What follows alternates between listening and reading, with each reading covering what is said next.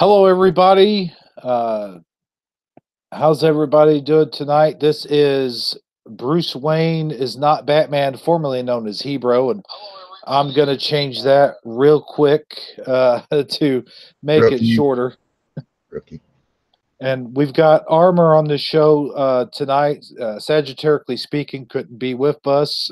He's feeling ill, and of course, we'll keep praying for him, and hopefully he'll be back not next week because we won't be broadcasting next Sunday. It's Easter. We'll be observing Easter that. And so anyway, I've got Armor with me. How you doing, Armor? Good as always, brother. Uh-oh. Can you hear me? Yeah. Oh, phew. Don't do that, dude. You know how it goes. I was like, don't tell me you lost me. I'm doing good. I'm doing good. So we were supposed to have Jason Mcfalls on the channel, but he didn't. He's I not think here yet. I think he might fall asleep. Yeah, That's my guess. You watch. McFallen asleep. Yeah, that's probably true.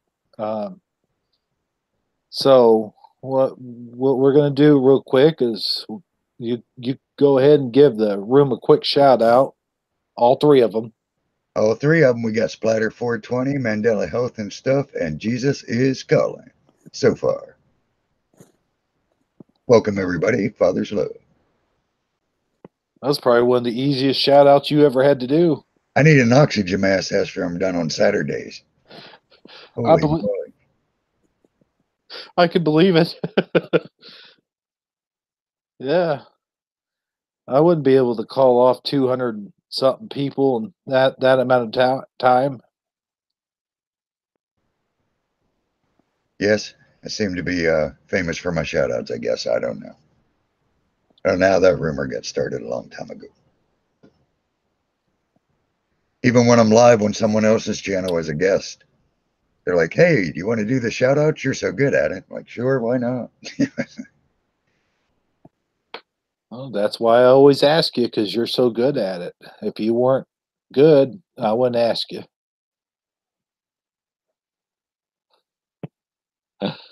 So we got Easter coming up next week and celebration of our Lord and Savior Jesus Christ, defeating death. He defeated death, rose from and he rose on the third day, and can't forget that. So, as I said before, we'll be having Sunday off in observation of Easter. What are your thoughts on that? On having Sunday off or on Easter? On Easter? I think it'll be good to have a Sunday off too. Well, we all know Easter's pagan. I mean, we ain't even got to go there.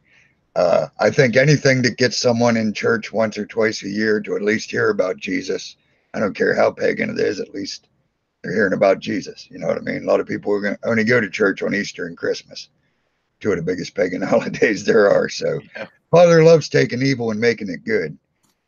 And I believe that's what he did with what they tried to do with the pagan holidays. You know, if we're truly celebrating it as our heart in remembrance of what Jesus did, well, what could possibly be wrong with that? You know, we all know it's like I said, we all know the roots of it, but the roots of anything's bad. Father always takes bad and makes it good, like I said, always. So I'm all for Easter. Said, get someone in church that ain't never heard about Jesus at least once a year. Remind them. Yeah, I'll tell you what, I'll tell you a story. I have a ritual, so to speak, every Easter.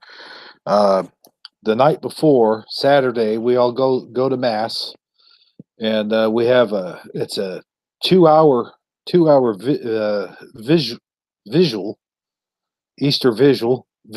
Yeah, I'm saying that right, visual. Um, anyway, we have that, and then the next day we all get up and Of course, the Easter Bunny has arrived by then, and that's not the Christian part of it, of course. But I mean, it's fun for the kids as always. But then we go to the family's house and have a meal of sorts, and the kids, and then we hide Easter eggs for the kids, and they all go find them. They all have a great time with that, finding the Easter eggs. And I have a little bit of time to myself after that. I'll pop in Jesus of Nazareth. I do this every Easter. I'll pop in Jesus of Nazareth and watch it, drink a little bit of wine, sit there and watch Jesus of Nazareth. Either that or Passions of Christ. That's a good movie too. Um, but that's my ritual that I do on Easter. Yep, we always get together, have a good family dinner down at my daughter's house, and hide eggs for the grandkids. And like I said, my grandkids know who Jesus is, and as long as they're thinking it's celebrated for Jesus, I don't find anything wrong with it. I ain't worshiping the eggs when I'm hiding them. They ain't worshiping the eggs when they find them. It's you know, yeah, there's a lot of symbolism in it, but it's all in your heart. That's why it says the Father knows your heart. Kids are happy. Talk about Jesus a little bit, maybe. It's all good. Yeah, I always try to remind my daughter. I said, now this day, I do the same with Christmas. I said, now this day is about God. It's not all about, you know, Santa Claus or the Easter Bunny or that's good to have that. It's fun for sure, but you got to remember Jesus. You know, you got to keep it all about, as long as you can keep it all about Jesus. I don't find nothing wrong in that. Now, if you get older, and don't have kids or grandkids, I mean, it ain't like we do anything at our house. Here we don't have anything happening, but yeah, down at the daughters where the grandkids are, we still celebrate stuff. Yeah, like I said, it's all in your mindset. You want to dwell on the negativity, well, then you're playing into the enemy's hands. Father takes it and makes it good. Dwell on the positive. It's that simple. People make too much out of nothing. Sure. And you know, the thing is, I like seeing the looks on the kids' face. They all have a good time. They're getting a little bit of exercise. They're outside. They're looking for the eggs. They'll find the eggs, and then sometimes we'll rehide them, and we'll do it all over again. It's a fun time for them. They really seem to enjoy it. And I remember fond memories of grandparents hiding the eggs for us when we were kids, me and my cousins, and we'd all go out after church. That's when it would happen after church. We went on Sundays during that time. So we come home after church and take off all of our suits and whatever and put on the regular clothes and go out and hunt Easter eggs. Yeah, and the nice thing is down there when we do it down there in the yard, my daughter hates the fact, but she's got the corner lot with a big yard, so of course all the kids on the street play there. So even the neighborhood kids come over and get to have an Easter egg hunt. And some of those kids probably never get to go to an Easter egg hunt. So something good to do. We have That's fun. always nice. That's always nice. Anytime you can bring joy to a child is good in my book. I don't care how you're doing it. Definitely. And the same thing with Christmas. A lot of people have made Christmas into a commercial holiday, and I don't think that that's right. But for the kids' sake, when they get their gifts and all that, and I'll tell you another thing about Christmas real quick, and then I'll get into talk about the stuff we were going to get into. I always love to give. I love to give more than I do receive, and I'll give gifts to everyone. And I don't have to do it. I don't have to buy gifts. I mean, you could make things, but it's so good to give and to give.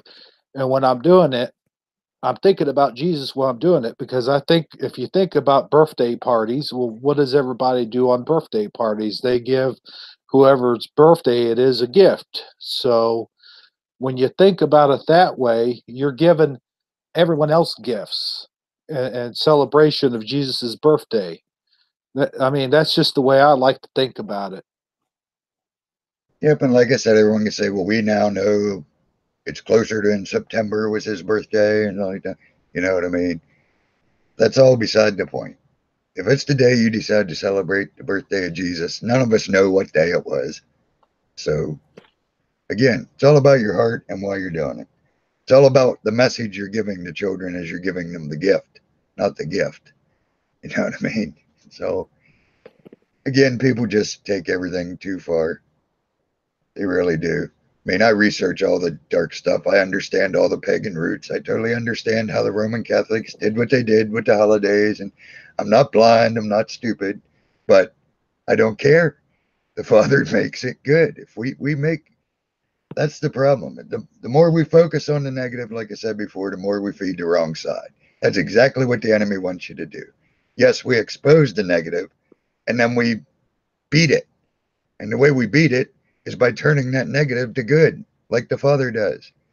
So, yes, we understand it's pagan, but Mhm.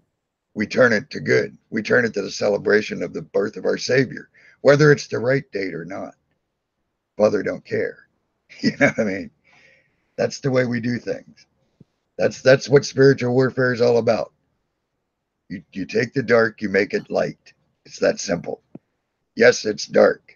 Of course it was dark. We make it light. That's a good thing. Stop nitpicking on the dark. You know what I mean? That's what everybody does. Well, don't you know that a Christmas tree was from when it? Yes, I know that, but I Mhm. don't care. It's to celebrate the birth of my Lord. Absolutely. That's what And you do. absolutely. And when you think about it, you can make every single holiday. Take Halloween for sure. Halloween, Christmas, Easter, and all those holidays were pagan holidays at one point that the Christians took and they fit them in with their calendar to celebrate, Jesus's birth and his resurrection on Easter. And but even Halloween, they taken Halloween, the Catholic Church did anyway, took Halloween and turned it into All Saints Day. And originally that was a pagan holiday. Oh, And that's the yes, biggest pagan holiday. That's the big daddy of all year. All Hallows Eve, guaranteed. Yep, no doubt. for sure. So anyway, I wanted to get the show rolling. I thought we would talk a little bit about Jesus and overcoming death, defeating it. And of course, a lot of people say that he died on the cross for our sins. And I think a lot of people would disagree with that. Not a lot of people, but a small percentage of people disagree with that he died on the cross to show everyone that he could defeat death. And then defeating death, you're also defeating evil. And also, I want your take on it, but I just wanted to add real quick that in his resurrection, from what I was always taught and from what I always read in the Bible, in his resurrection, he showed us that we too can defeat death if we are followers of Jesus and uh, if we believe in him and truly believe in the promise that he promised us that we would have. He said, "Follow me, and you shall have eternal life." Now, I'm just paraphrasing, but I wanted your take on that whole thing. Well, don't forget to pick up your cross when you're following him, first of all. Pick up your cross, follow me, is what he said, actually. It's an important part. But, well, yeah, I mean, I've said before, and people misunderstood it, that he didn't just, what he did on the cross wasn't just dying for our sins. That's like so trivializing what he accomplished on that cross. It irks me when I hear people say that, because it's the least thing he did. You know what I mean? Of all that he accomplished on the cross, we fixate on that. But it ain't like that didn't happen. That absolutely, yes. He paid for all our sins. They were put upon him. But like you said, even in the beginning, the wages of sin was what? Death.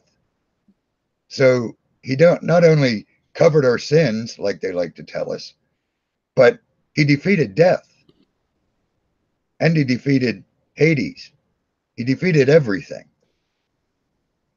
He connected us back to the Father, which hadn't happened since the garden. Yet we say he died for our sins. You see what I mean? See how that's so trivial compared to what he really did? He connected us to the Father. That's what it was all about. He paid the ransom that had to be paid. We didn't have a chance. There was nothing a human being could do to connect back to the Father before Jesus did what he did. Nothing. It was never going to happen, ever.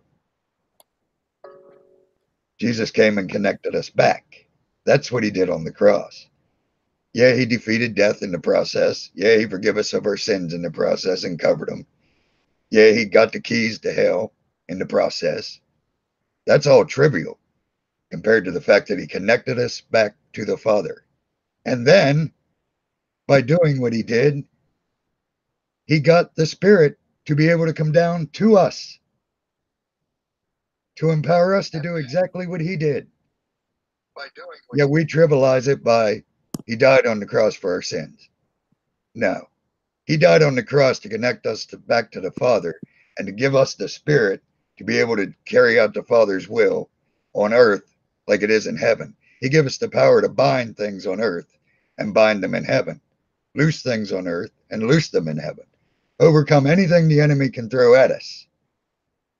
That's what happened on the cross. He didn't die for our sins. He did, as a byproduct of what he accomplished. Very well put. Here is my favorite passage, the a verse or whatever's here's what bothers me about it is I never understood, and I probably understand a little bit better now than I used to, but I never understood why he knew it was coming. He knew it was going to happen. It was all part of the grand plan. Okay. But he looks up to the heavens and says, "Why have you forsaken me, Father? Why have you forsaken me?" I never quite understood that part, but I think I do a little bit because at the same time he was still human. Like he was human here on earth. He knew it had to be done and it was going to be done. But at the same time I think that he was praying to God to see if I don't know if I'm explaining this quite well. Can you help me out a little bit? Tell me what I just want to understand what he was saying there. Sorry, go ahead. I can tell you what I think it means, at least basically what I've been led to think it means so far. Not that things don't change, but basically, okay, how can I put it? All right, Jesus had the Holy Spirit. We know that. That's what enabled him to do everything he did. He didn't start his ministry till he had the Spirit. He didn't start healing. He didn't start, you know what I mean? That was all because of the Spirit, through him. The Spirit is eternal. Spirit cannot die. Okay? Jesus, in human form, could die and had to die. That was the whole point of the plan. So the moment he cried that out on the cross, I think, is when our sin was imputed to him. Everything that was owed because of the human race was imputed to him. At that moment, with all that quote unquote, what we call sin imputed to him, the spirit has to leave. The spirit can't dwell with that sin. The moment the spirit had to leave so he could die either way. The spirit left him when the sin came in. Well, not in, on. Jesus was always perfect in his form. Sin didn't come into him, sin came on to him.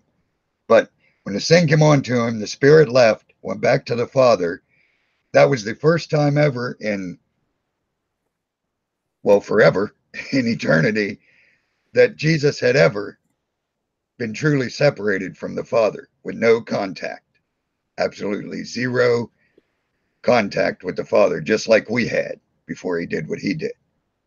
So the spirit left because of the sin and because it had to so he could die. The spirit can't die.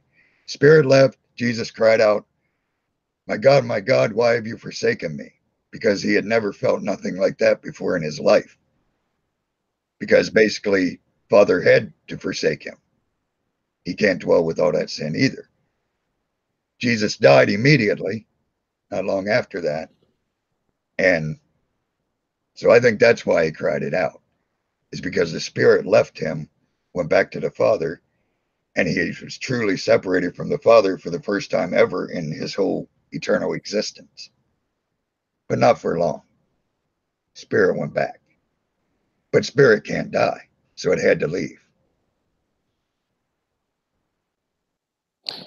There's another passage that confuses me, and I think it confuses a lot of people, where Jesus, and I don't think it's in the regular Bible, or not. I'm not sure if it's in the book of, is it the book of Thomas I'm thinking about? No, I think that's in the Bible. Is it the book of Thomas? Is it the book of Thomas where he went down? Bible, believe me, I got a lot of heck for reading that one. Well, the one favorite book, by the way. John first, Thomas second.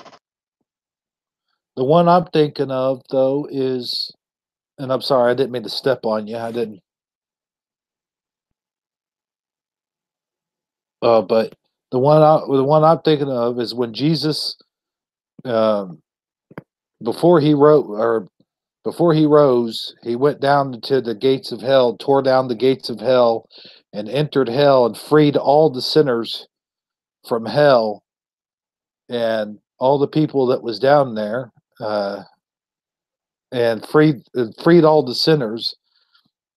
Does that mean that there's nobody in hell right now? That there won't be anybody in hell until Judgment Day?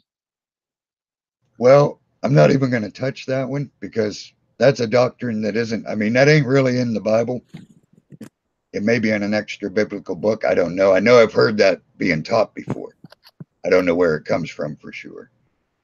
But the whole subject of hell alone is huge.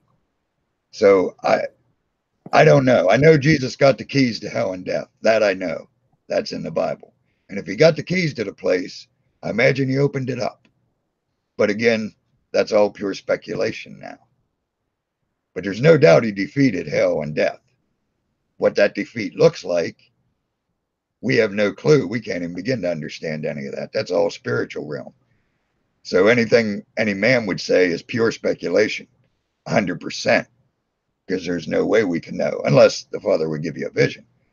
But we know for sure he defeated it. What that defeat means, your guess is as good as mine. I was going to tell Jesus is calling about a dream I had. I was going to tell her in Hangouts, and I thought, well, why do I share this one live on the air? I want to go ahead and share a dream I had with you real quick, and you could tell me your interpretation of it. And if you can't, then anybody in chat that wants to give it a shot, they can. I have a recurring dream that I'm stepping outside. It's during the winter time, or it's in midwinter, and I'm stepping out, and it's the sunniest day ever. It's the clearest day that you could see for miles on. It's so clear and so bright outside. And I step out, I can feel the warmth on my arms. And this is in a dream. I feel the warmth of my arms, and I'm looking around, and I look up to the sky, and I see the sun. And for some reason, I can see it without it hurting my eyes. I see it, and then there's a time clock that goes across the bottom of the sun. And anyone that's ever played The Legend of Zelda Majora's Mask knows what I'm talking about that time clock. It's not like a clock, like a regular hang on the wall clock. It's more like a digital time counter that's at the bottom of the sun. And I see that, and it's counting down. And then I hear a voice come from the heavens, and the voice says, "The time is now. Be ready. Be ready and be aware." And I don't know exactly what that means, but then right after that's said, a beam of light comes down, and it's not coming from the sun. It's coming from another source, and my family now is standing next to me, and they're all looking up at it, and we're all huddled together. I guess you could say we're all holding hands or whatever, and we're all looking up towards the sky, and we hear this voice come down from the sky, and then we hear great rumblings.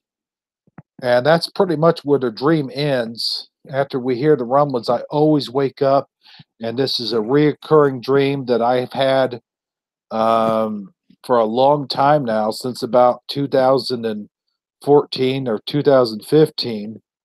But it's definitely a recurring dream, and it's kind of funny how I can remember the exact years when it started, but I just do, because it's a really vivid and really it's one of those dreams where everything just sounds so real and it feels real. Like I said, I could feel the heat from the sun on my arms in this dream. What do you think about that now? I'll wait and let the chat answer, but I think it's pretty straightforward. Very much to figure out about that one. It says what it says.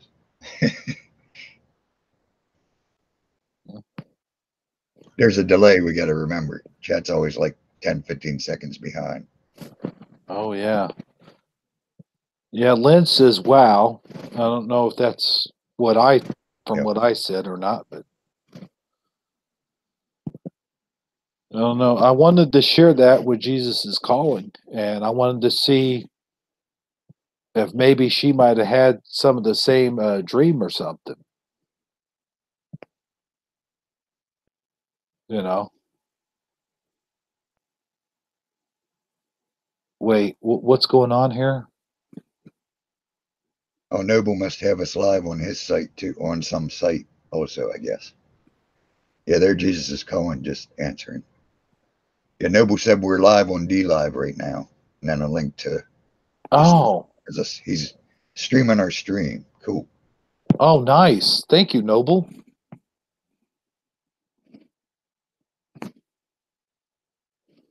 I'd like to have him on the show.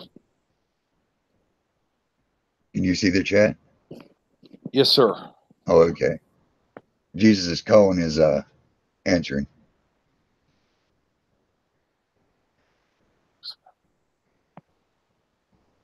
Yeah. That's what I'm. And the time is now. You got that right. But just playing around. What does that mean? Noble said he's just playing around. I don't know what that means. Testing out the new site, probably. Oh. I'll tell you what, I'd like to have him on the show someday. I know he's a very busy dude, but if he ever will accept an invitation, and I guess I'm giving out the invitation right now while we've got him on here. Anytime, brother, you want to come on, you're more than welcome to do a show with us. Yeah, you can never go wrong with the Noble. He's always interesting. But yeah, that dream is, it's just recurring, and I don't know if you remember. It's been a few months back. I called in on Dan's show, and I talked about a dream I had that was about the angels, and about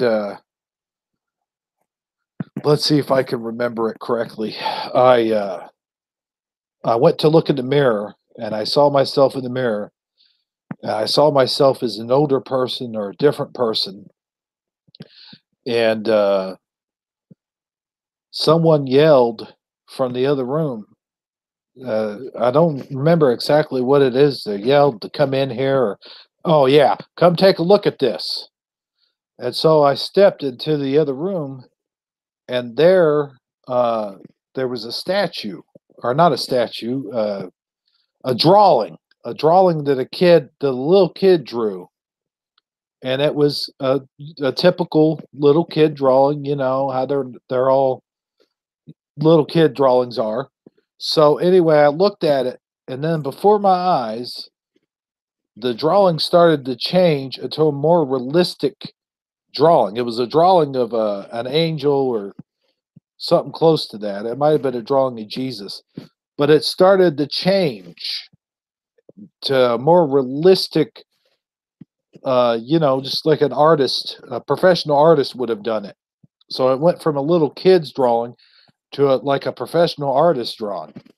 And when I went to the next room, in my grandma's bedroom, there was a writing on the piece of paper. It was a blank piece of paper, and all of a sudden, the words came on there, and it said, "Jesus is Lord." And then the print started changing colors. It started changing from black to red. And then I woke up, and I was kind of startled by it. I was like, "What in the heck does that mean? Jesus is Lord." So I didn't quite understand it. And of course, I explained it on Scarab's channel.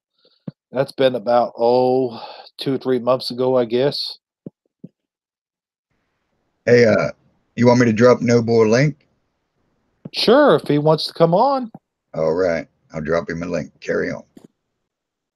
Had to make it more interesting. We've lost 2 people, and we were supposed to have, of course, Sagittariusly Speaking is sick and could not be on. And then Jason said he wanted to come on, and I sent him the link. I guess, like you said, he has McFallen asleep.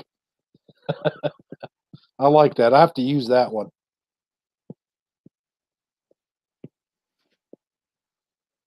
But God's Armor, have you got anything? I just sent him a link. Cool. Yeah. What came discussing it on Scarab's channel? Jesus is calling, wants to know. Jesse, I should say. Easier to say Jess. Jess wants to know what came of the discussing when you discussed it on Scarab's channel. I don't quite remember. I think God's Armor, I think you were there, and I think you were trying to interpret the dream. I don't know. I don't remember that one. I'm not usually there for the call-ins on our show. Maybe it was Noble. Noble. Oh, yeah, it was Noble. He was interpreting the dream, or trying to anyway. I mean, he said something about, I can't really remember, to be honest with you. I'm sorry. My memory's kind of shot at the moment, but when he gets in here, maybe he could shed light on the subject. He might remember more than I do, is what I'm saying. He should be popping in. There he is. There he is. Good evening, Noble. How are you tonight? Uh-oh. Can't hear him. I'm here. I made her. Can you hear me? Uh-oh. I was afraid this was going to happen. Hebrew can never hear. He might have to pop out and back in. Who, me? Well, you could try it once, but usually it works when Hebrew does it. Oh. It might help if I hop out and hop back in. I'll refresh too.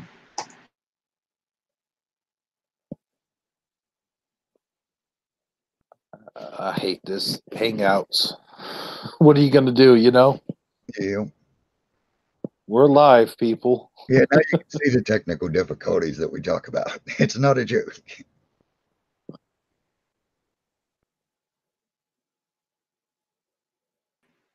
Let's see if I can hear him now. Here we go. What do you think? Son of a gun. Nope, we still can't hear you. All right, I'm gonna leave and then come back in. That usually fixes it. Yeah. Sure. Let me go ahead. You guys stay put. And keep up the conversation if you want to, and I'll be right back. We'll keep the comedy show rolling along. Sure. This is the wonderful stuff you get to deal with when you're trying to do a show. So how's Noble been? Good to see you, brother. Not too bad. I've been busy with this and that. A fair bit of eBay, and I'm just selling off a bunch of retro gaming stuff that I have. I have like 6, 7, 8 boxes of stuff.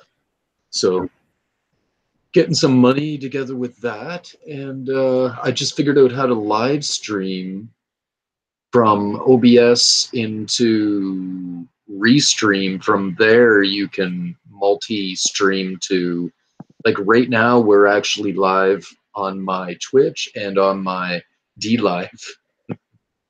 Wow, awesome. Can you Yeah, I hear was me? already doing it with Dan, but nobody's watching. It's just there. Nice. I can hear you now. Great. So how are you doing tonight? Good, man. Good. I just got on listening to you guys here a few minutes ago.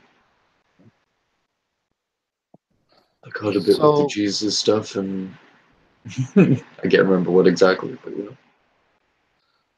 It's interesting. Let me ask you your take on this. Do you remember when I called in about that dream? Vaguely. Like, I don't really remember the details about it. But yeah, I remember you calling in.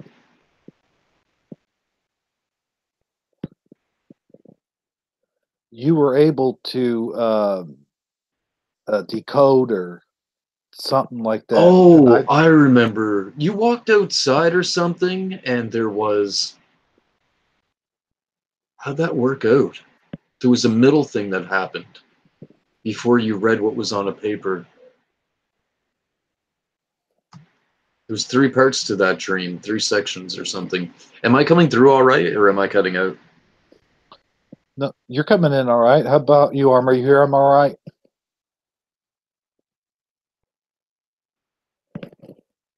Armor's muted out at the moment. So just quickly go over that again there, Hebrew. Yeah, the first part of the dream, I started out, I was looking in the mirror, and then the image in the mirror didn't quite look like me. It looked like an older version of me. And then there was something that came through the mirror, and I don't remember the part that came through the mirror, and then someone said, "Hey, come look at this." And when I stepped outside, there was a kid's drawing of, I believe it was an angel. And then when I looked at it again, it had changed from a kid's drawing to like an artist, something that an artist would draw. It was more realistic. And then as I was standing outside there, I heard someone say, "Hey, come in here quick into grandma's bedroom." And so then I went into grandma's bedroom, and there was a blank piece of paper. And then all of a sudden, the words come on there and said, "Jesus is Lord."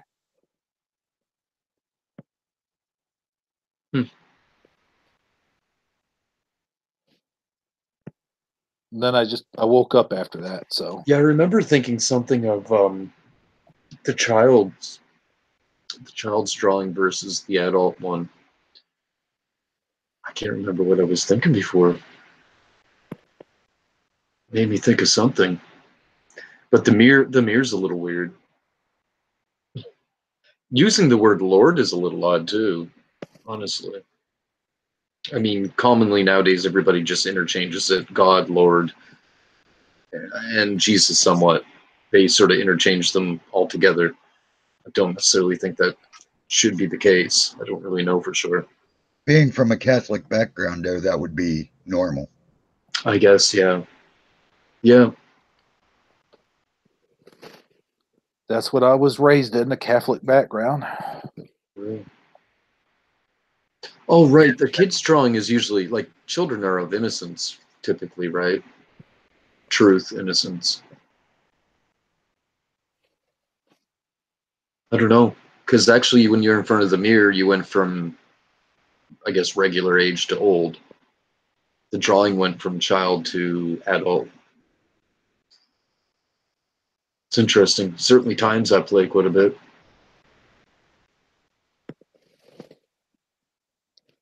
Maybe it's a Yeah, Jeff, show. Oh, sorry. Go ahead, God's Jeff armor. said exactly what I was thinking. I think it sort of shows a progression in age in your walk. You start out as a child, and then you grow older and understand more what it means that Jesus is Lord, basically. It's sort of like she says it pretty good. Jesus is sovereign. Maybe it has to do with your spiritual walk from childlike to adult, basically.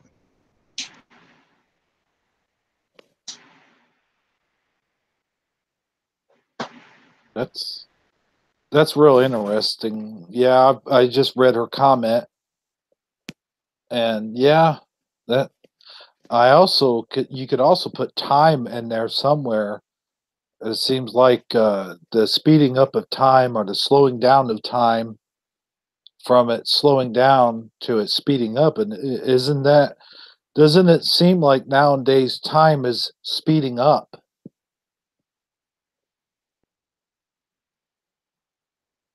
Oh, yeah, absolutely. But then I'm getting older, so you always think time's speeding up when you get older.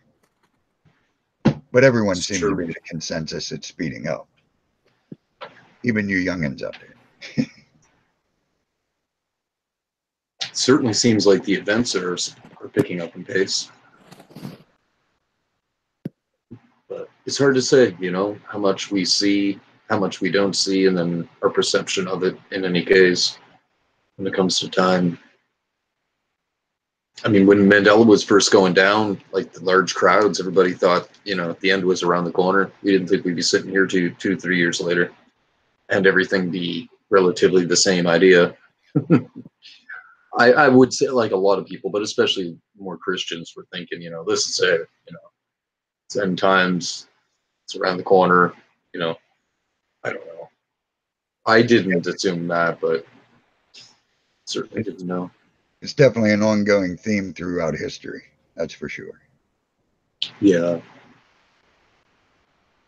Even in my church growing up, like, I guess one of the founder guy, like he's and the church as well, because they were going, long before I was born, but they seen the wall come down in Germany and they thought the end was around the corner pretty much.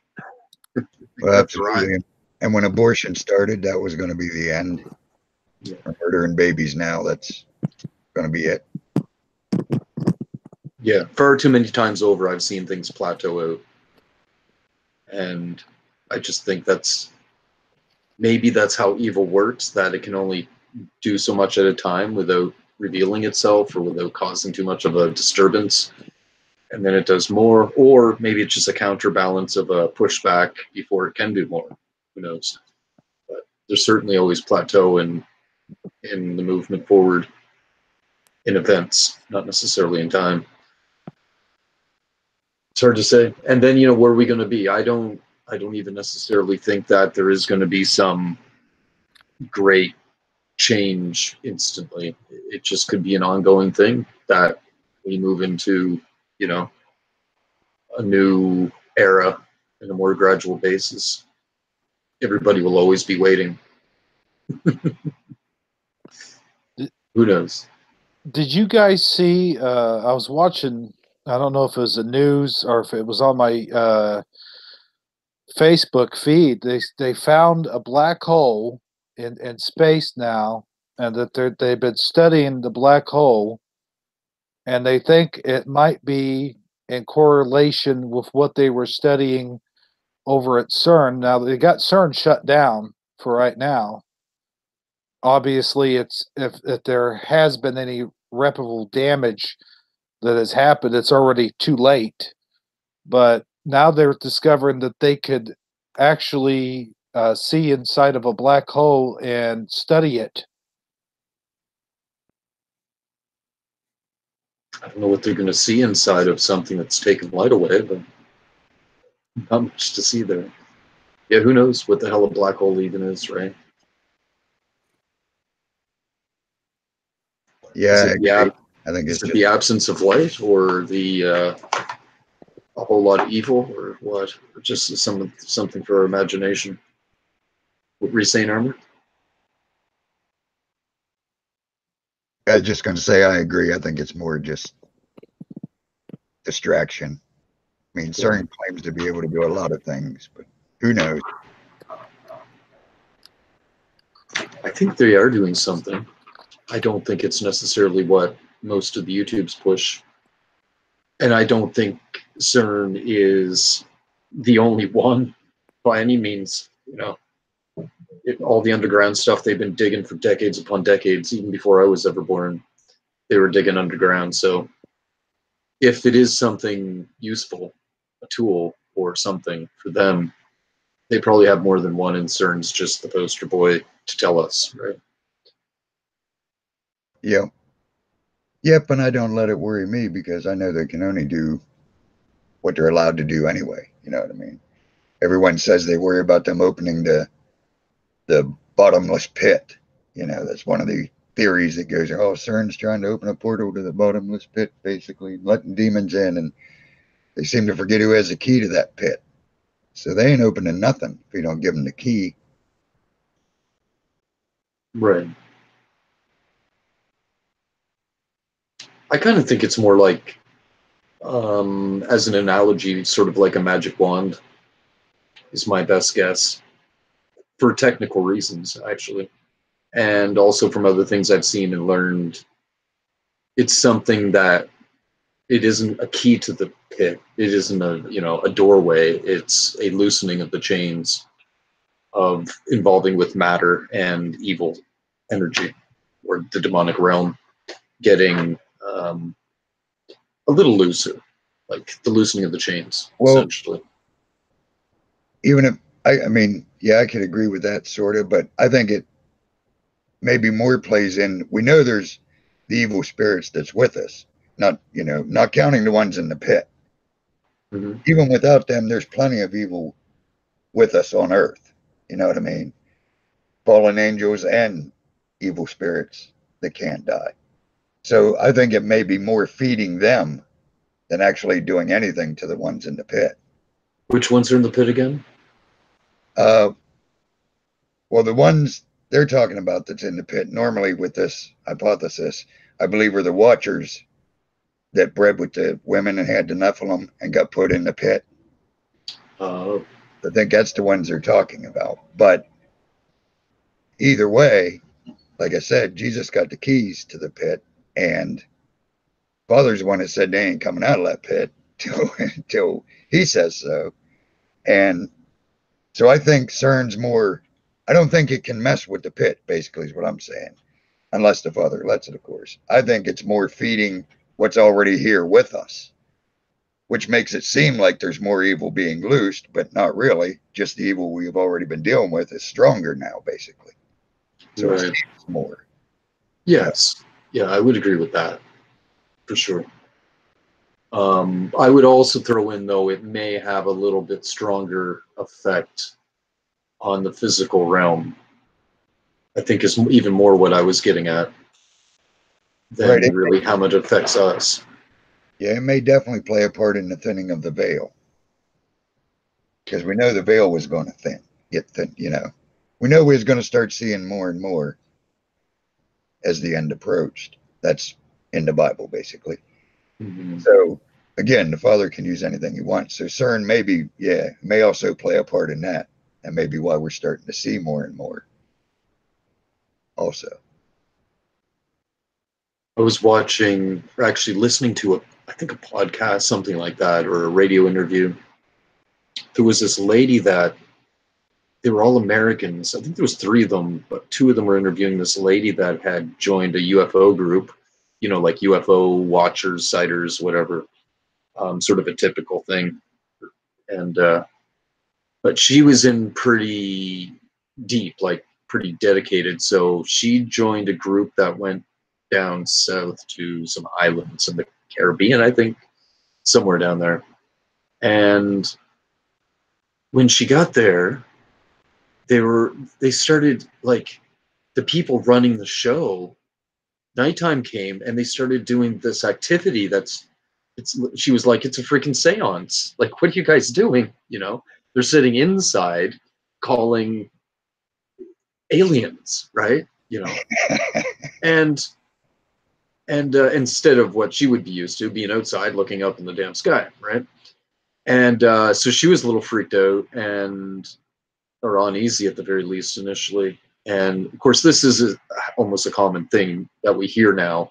I think David Wilcott was bringing some of this out years back, that, oh, well, they sort of intermix these ideas from alien to what would be a spiritual being, right? Right. And they intermix these ideas, and they may be, clearly probably the same thing anyway, but there's certainly been many things done to sort of blur that difference and make it all the same in recent years. But anyway, so this seance thing went down and there was activity, and it was very much like just paranormal type of stuff happening, and really pretty heavy and scary and weird stuff going on. And she said next morning she went outside and the beach and the trees were all changed. She said it was in a different shape. Things were different, which I correlate a lot similar with the Mandela effect, Earth changes, and my connection to that with evil, that the evil can affect it when it gets strong, when it has a means or the ability, or given the ability to be strong, i.e., a seance, some sort of whatever crap that they do, right? And if they were to do it on a large enough scale, you're going to have larger changes. And some of that is showing up, I think, in the Earth changes. Not to say that every bit of the Earth changes is due to that, but some of it, for sure. And probably all of it, honestly. But not that all of it is the intent. Some of it would be God's setup of reality, that there's consequences to certain things. So when evil gets so strong or so high or powerful in a higher level from the depths, like literally from in the ground closer to like the surface of the ground, or whatever, I think it's actually destroying matter, because the matter will get sucked down because the evil's getting sucked down. It's hard to explain. It's sort of it's either them destroying matter because it's consuming the energy and therefore the Earth is shrinking, or it's because they're grasping onto higher things and just pulling it down, which is more natural because that's the consequence. They get drugged down because they're evil, which is the setup of reality that God had created, right? Which is, I think, and from everything I hear and I know, that is evil's plan.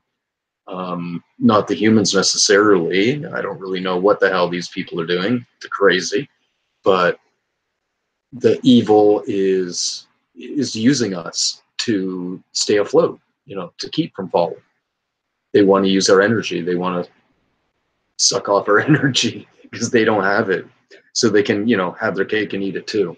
It can be evil and not pay the consequences. But because we're spiritual, they can only grasp the matter, and it can only affect us so much. It's not, I'm referring to the energy, not the thought, right? So it's not a permanent effect on us, and it's only temporary, especially if we're only temporarily in physical form. That's a bit of an assumption. I really don't know what will happen there. I don't know. Weird though. You guys was talking about pits. Oh, sorry. I thought you were finished. I am. No, I'm done. You guys got to talking about pits. It reminds me of a story. It's on the internet. You could actually look it up on YouTube about these scientists in 1947 or 48 or one of those years. They found a deep. They were drilling in Siberia, okay, and they found a deep pit and they sent a microphone down into the pit, a tape recorder, and they recorded these horrible screams coming out of the pit. And I don't know if it's real or if it's just all a hoax or whatnot have you. I mean, it sounds real to me, real enough, and definitely most terrifying. And they claim that that's coming from the pits of hell. Although I don't really imagine hell really being here on Earth so much as it is in another dimension of sorts. Have you heard anything? Have you ever heard those tapes, Noble? I heard of it. I don't think I listened to it. Yeah, I listened to them a long time ago. That's very, very old. Yeah, I listened to it a long time ago. It does sound creepy, but also now take it with a grain of salt. But supposedly it was debunked a long time ago also. But you know how it is. If something's debunked, that still don't mean it ain't real. But yeah, I heard it. I don't know. I personally, I don't believe it just because I don't think you can record hell, and I don't think that's what hell's like. So it sort of goes against everything I believe. But I could be wrong. I've been wrong many times. It's just something interesting that I got to thinking about because we were going to do a show. Well, no, I better. I'm not even going to mention it. We were going to do a show on demonology and demons and stuff, but we're going to save that for the week after next because we're not going to be on next week because it's Easter. And but I don't want to get too deep into talking about demons and stuff, but I will mention a little bit here tonight. You talked about can't record sounds from hell, and yet and there's people that record sounds of demons.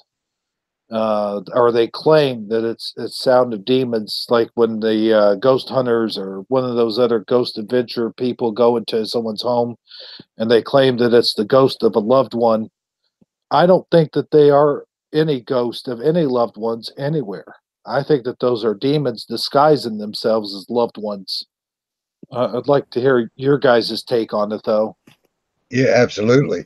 And that ties right back into why I don't believe the recording of the people in hell. I'm not saying they didn't record a spirit messing with them and then saying this is people in hell, just like when they record a spirit messing with them, it says I'm Aunt B. You know what I mean? It still ain't really Aunt B, and it ain't really voices from hell. That's basically what I'm saying. They can mess with the electronics, no doubt. Hey, Jason woke up. Morning, Jason. But yeah, so yeah, that's why I don't believe the recording is from hell. I do believe they got a recording of spirits messing with them, just like they do. But yeah, there's no such thing as Aunt B coming back and talking to you. In my opinion, that's always evil spirits. They're around us. They know our relatives that pass away. They know how to use all that against us. They know how to pretend to be Aunt B. They've been hanging out with Aunt B ever since you have. So they're great mockers, great imitators.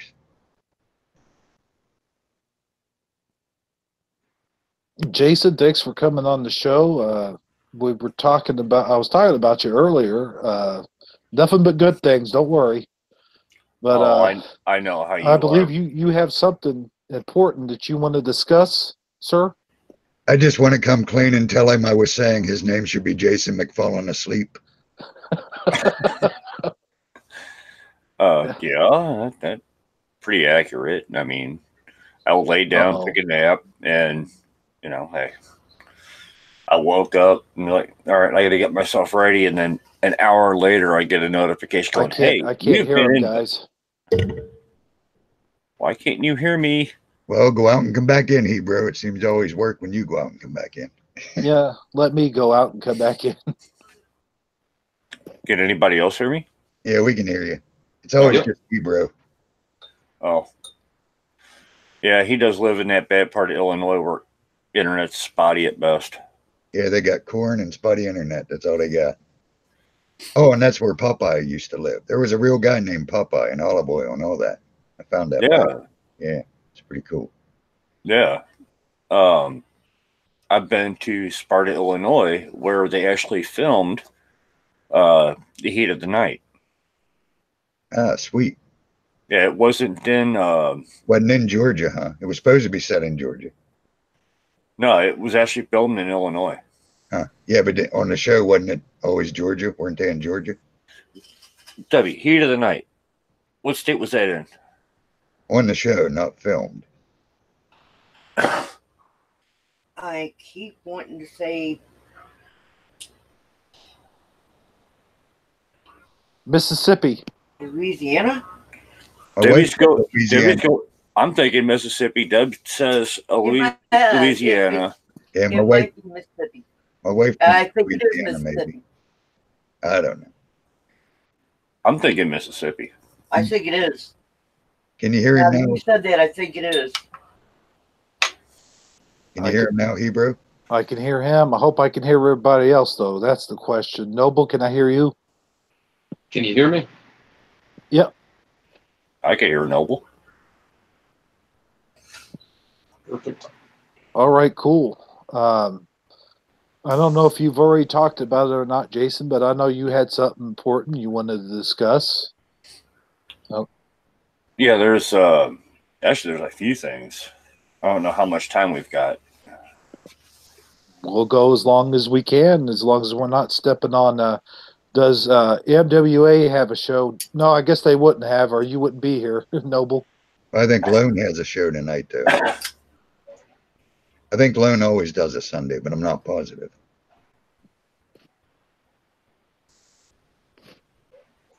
I don't know if he does or not. But yeah, I got I do drug and suicide counseling as a side thing. It was Mississippi, Sparta. And Mississippi. Debbie's going, okay, it's 100% Sparta, Mississippi. Cool. Thank you. Took me a minute. Guys, Armor said thank you. You're welcome. And somebody that was staying here they stayed here for about a month and a half. They got the boot. They refused to quit doing drugs. They refused to quit stealing. You know, they wouldn't do a single thing to help themselves, so we kicked them out. Well, a week after we kicked him out, he swatted me. Ladies and gentlemen, do not do this to people. And for those of you who don't know what swatting is, this is where you call the police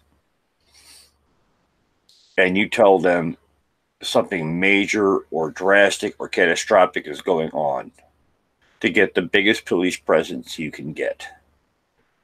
I had 7 cops with guns drawn pull up in my driveway with no clue what was going on.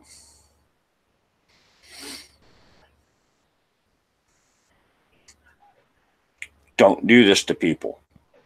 People get killed this way. Don't do it. I don't care how mad you are at somebody. I don't care how upset you are. I don't care how bad you hurt somebody hurt you, or how bad you think you're hurt by somebody. Do not call down the entire county on that person.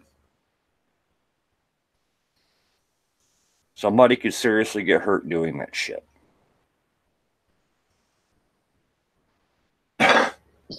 Good PSA.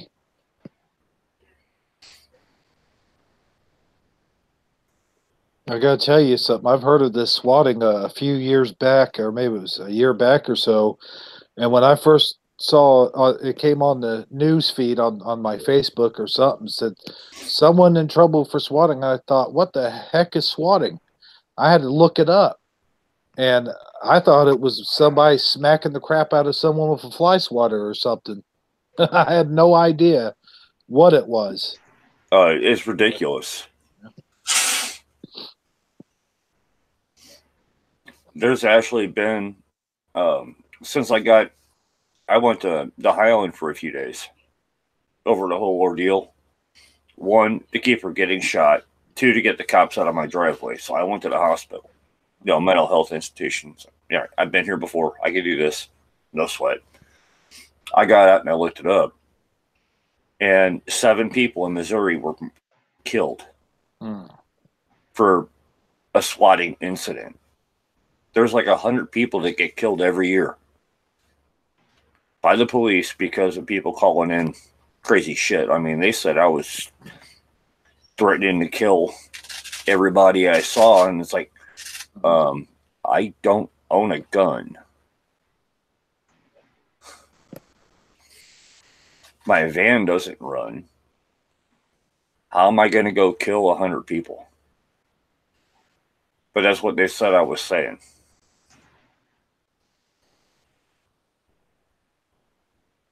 I know I saw the videos, and I gotta say, a lot of people think it's a joke. They think it's funny. They think it's a big old prank, but it's not. Not only are you getting people killed, but you're tying up the police. You're tying up the FBI or whatever. If they have an emergency, they can't go to that emergency now because they're at somebody's house who isn't even doing anything wrong. And like you said, it gets people killed. It does. It does. And the cops go, okay, well, next time you're needed here, we're probably not going to show up. It was, I guess it was 4 years ago. The police here in Jefferson County, Missouri, got stuck in a 7-hour standoff with an empty house. Wow. All because of a crank call.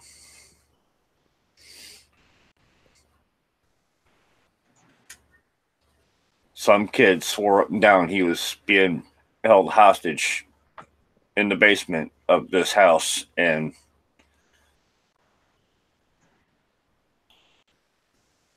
yeah, the cops got involved in a 7-hour standoff with an empty house.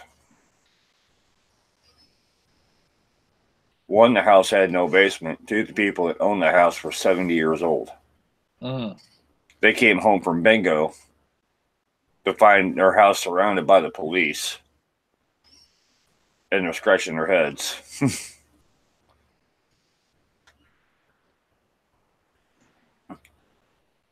Yeah, it's ridiculous. But, there also needs to be better mental health facilities for people to go to, better resources for people to talk to. Absolutely. When you get these people, they get on drugs. I'm sorry if I'm stepping on you or whatever, but you get people that are on drugs and they're addicted to drugs and stuff like that. And I know a couple people that have been through that, and it becomes an illness. It really does. And it's it's worse. It's pretty bad. And then when you got stuff like that going on top of it, this just makes it 10 times worse. And I know a few people that have mental illnesses. And actually, if you guys check out Jesus's calling video, she has a video on there about suicide prevention and help with people who are wanting to kill themselves. There's quite a few people out there that are willing to help.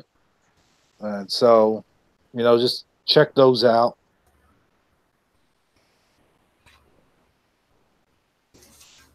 Yeah, that's awesome. Yeah, check those videos out. Goodness.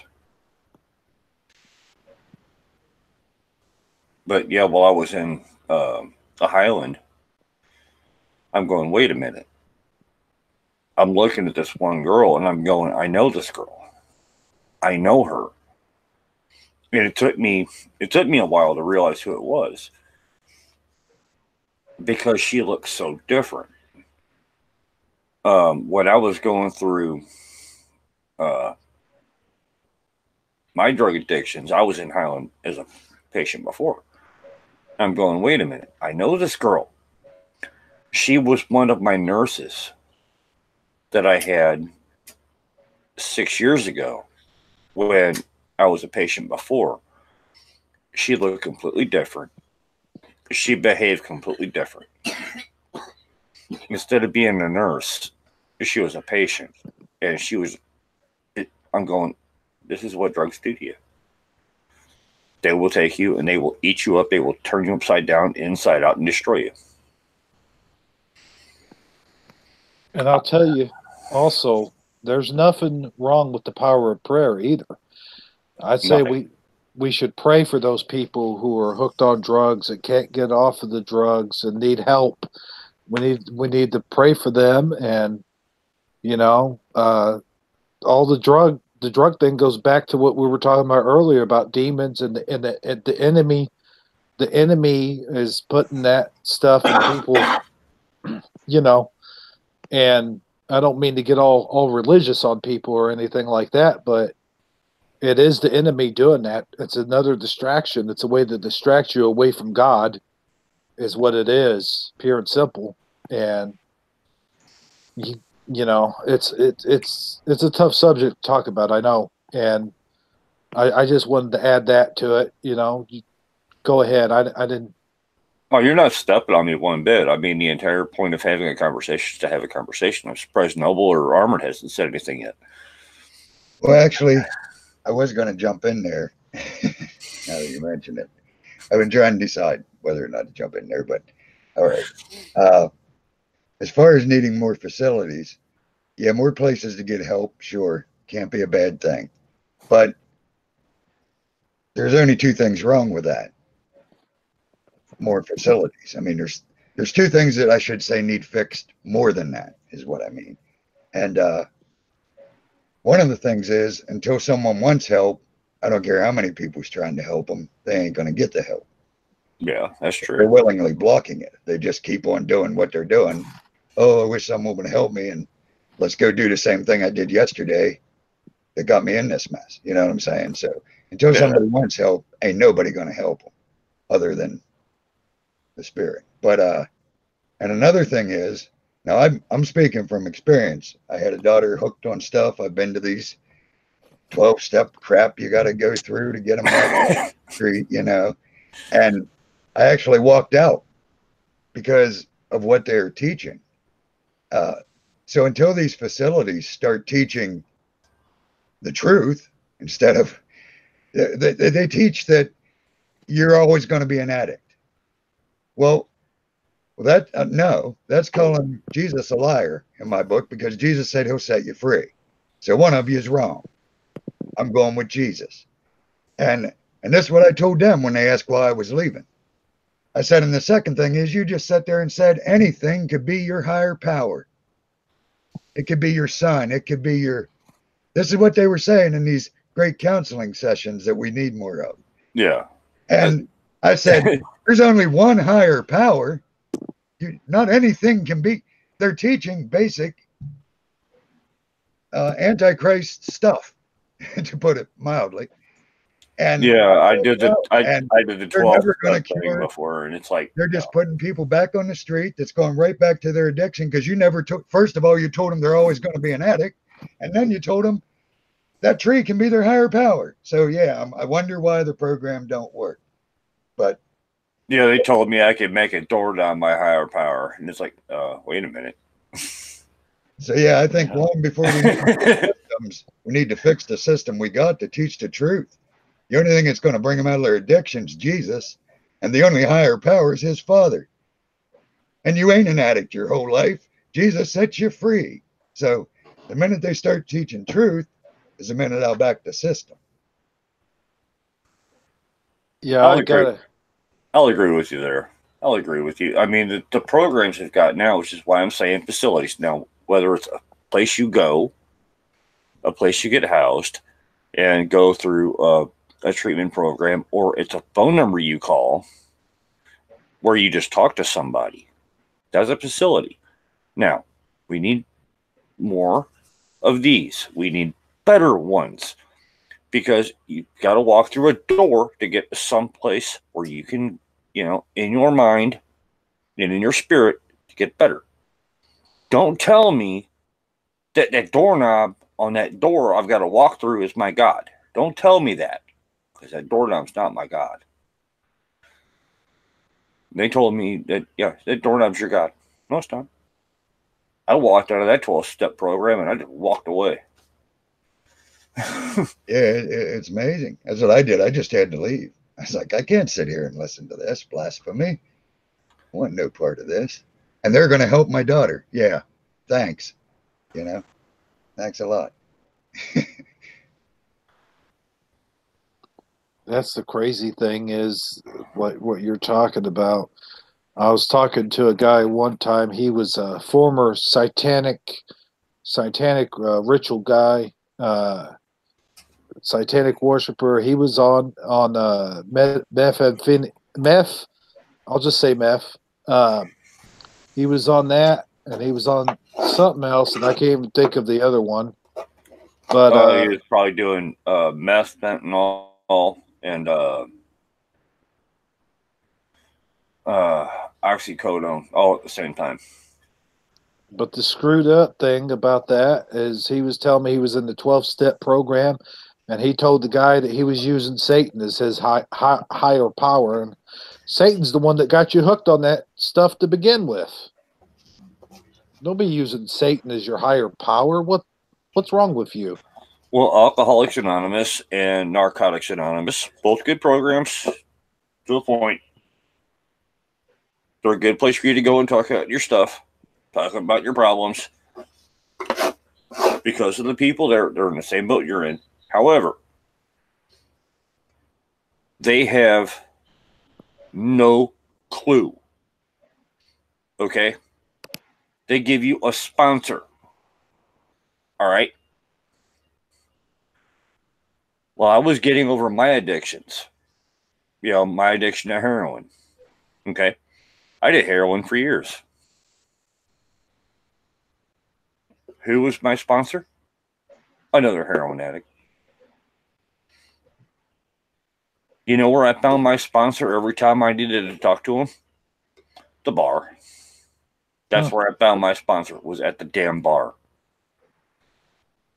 You know, I went through this garbage for, 3 months. I wasn't getting over my heroin addiction, dealing with Narcotics Anonymous and talking to a sponsor that was always at the bar.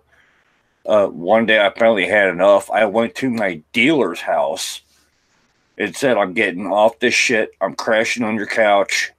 Don't let me die from my withdrawal. My dealer said, cool. You know where the couch is. And I was doing a lot. Well, my dealer's the one that got me off the shit.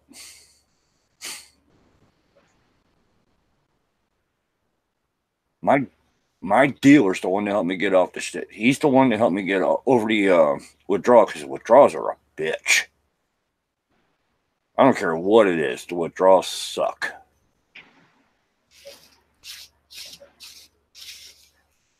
And it's pretty bad when you've got a system set up to where the only person you can go to is your dealer. Most people don't have that option. Myself, I was lucky. I had a good dealer. He understood. He's going, you want to get off it? Fine. Most dealers don't care. They'll just kill you. They'll give you a double dose of something and go, here, just take this. You'll feel better tomorrow. Never wake up again.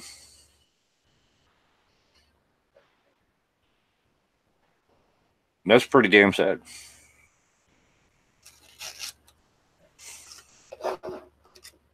Yep, that's the system we find ourselves in. Sad, but not surprising.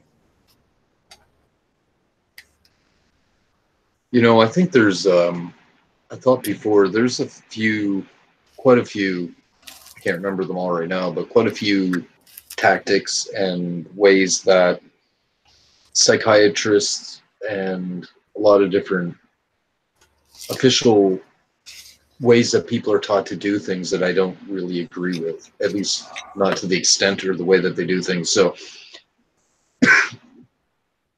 typically what you hear is, oh, if you got a problem, right? Whatever that problem be.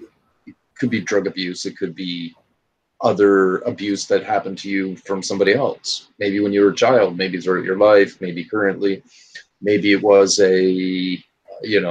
something that happened to a woman in a back alley at night, right?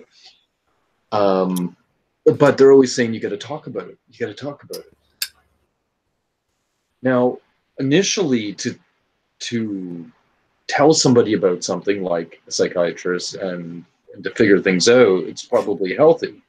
But eventually, there comes a point that no, you shouldn't be talking about it anymore. You shouldn't be dwelling on it. Why do you keep wanting to replay some horrible thing? I don't understand that. Maybe I'm wrong, but it doesn't make any sense to me. Why do you want to just keep replaying this over and over and haunting yourself over it? And it's now maybe that's not what they're suggesting, but in the mainstream sort of way on TV or in the public's eye, it's gotten to this point like everybody wants to run around telling everybody everything bad that's wrong with their life because they're supposed to talk about it. And this is where it's gone. And it's ridiculous. Well, I'm not too sure where the line should be drawn, but there's no sense to me in rehashing your problems over and over and over again. That just makes you, it reminds you that you did have those problems and you did those things. And to me, in my head, my mind, it makes you more depressed. It makes you want to get back onto the drugs even more, I think. I mean, that's just my opinion, but I don't know. Well, that's actually a good point. I mean, everybody just brought up great points. You do need to talk about it, but you don't need to go over it over and over and over again. And the psychiatrists that are out there now, they want to shove it down your throat. They want you to talk about something you're not ready to talk about. So if I'm not ready to talk about my drug addiction, which I haven't been for quite some time, I'm just now starting to get more comfortable talking about it after I've been off everything for a decade. 10 years later, I'm just now starting to get comfortable talking about it. But they want to just hammer on it. It's like, I'm past that point. I'm at a different stage of my life. Why do you want to talk about something that happened 10 years ago? Why is that so important? I mean, when you walk up to somebody and they just got raped, the last thing they want to talk about is what happened. The first thing they got to deal with is the doctors, the nurses. Going through something just as invasive and dehumanizing as the rape itself to get the evidence. Then they've got the police that come in there and harass the shit out of them. All right. The third thing that happens to them, they have to explain everything to their family. Before they can even get to that third point, there's a shrink. When a drug addict overdoses, the first thing they got to go through, if they survive, first, they got to go through the police. Second, they've got to go through the family. If they can get the chance to talk to them, then they got to go to the psychiatrist that wants to beat the living shit out of them with the "you did something stupid" stick. That's not how it should be done. It's really not. I mean, this isn't World War II or World War I. Speak softly, carry a big stick. No.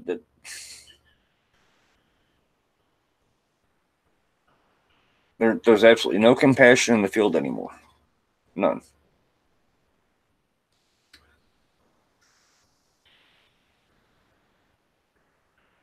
You brought up some really, really good points, man. I'll tell you what, I'm actually glad that you came on here and shared that with us.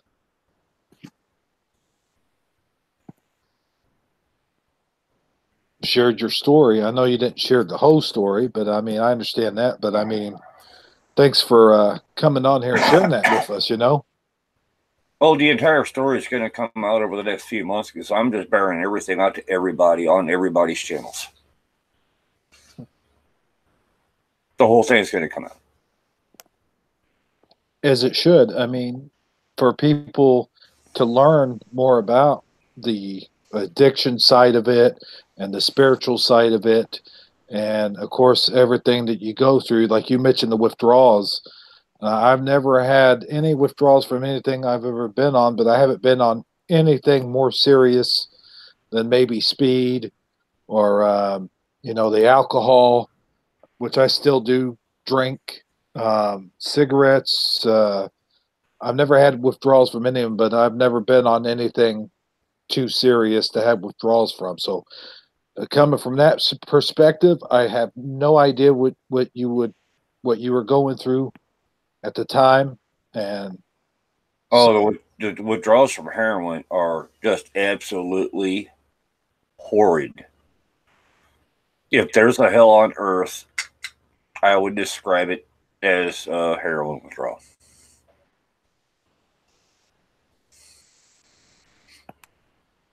Go out partying with your buddies on a Saturday night, drinking like crazy, watching football, whatever, the fights, baseball, whatever game you're watching. You drink way too much, don't remember how the hell you got home, or you wake up somewhere, you have no idea who this girl is next to you. That's got nothing on a heroin withdrawal. Nothing. I wouldn't wish it on my worst enemy, actually.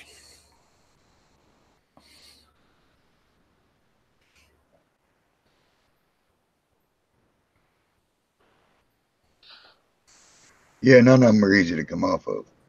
I know someone that come off of painkiller withdrawals, and that ain't easy either. No, it's not. No, it's not. I helped a friend get over an Oxycontin addiction, and oh my God, that took forever. But we did it.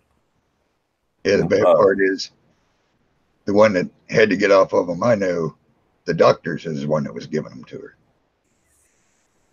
It ain't like they were going out and getting them. The doctors were prescribing like an insane amount, and then just cold turkey shut her off. Boom. Yeah, that could be fatal. That could be fatal. My friend, he was getting them from his doctor and from the street. And it's just a whole vicious circle when it comes down to these addicts. Because you'll get like 30 or 40 of them all in one little circle, and they just trade pills all month long to keep everybody going. And oh my God, he was doing something like $400 worth of dope every other week. It took 6 months to wean him off of it.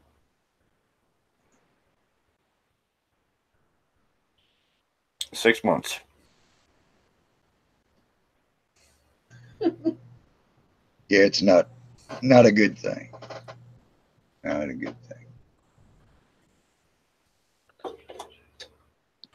And I'm still mad at his mother because he hauled off. He had 2 years clean under his belt. He hauled off, did this new synthetic heroin one time, and died. Yeah, and that's another thing I don't get. They can sit there and watch their friend or their own relative, brother or sister, die and turn around and do the same thing. It just don't seem to affect them. I don't understand. How can you watch your brother or sister die from the exact stuff you're doing and keep doing it?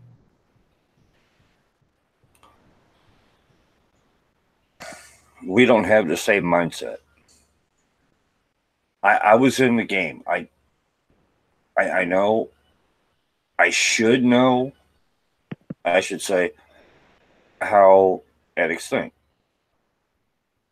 I don't understand how the new addicts think. I don't get it. I don't understand. Yeah, it sure don't make sense. I mean, I've done all kind of drugs in my day. But back in our day, if there was bad acid going around, you told each other, don't eat the brown acid. It killed you. It'll kill you. And we weren't dumb enough to say, okay, we want the brown acid. You know what I mean? I don't understand it. It makes absolutely no sense. I don't understand these people poisoning themselves, eating those laundry detergent balls, And Oh, you're talking about the Tide Pod Challenge and shit? yes. The most dangerous one out there actually is the Cinnamon Challenge. Yeah, I was going to say the Cinnamon Challenge gets a bunch of them. That's actually more fatal than the Tide Pod Challenge is. You're like, oh my God. That's horrid. Back in my day, or back in our day, I should say, it was huffing. Huffing was a big thing. I remember when that was going around, where you would spray. I'm not going to say exactly how it was done, but I'll say. I was gonna say, don't do it. We're not No. on my channel. I don't care if I get stepped on. Don't do it on yours. Yeah, no, I mean, I'm saying that was the big thing back then, and it was very dangerous. And I don't understand how people could do that to their bodies. You get you high for a little bit, yes, but oh my gosh, it's going to kill you.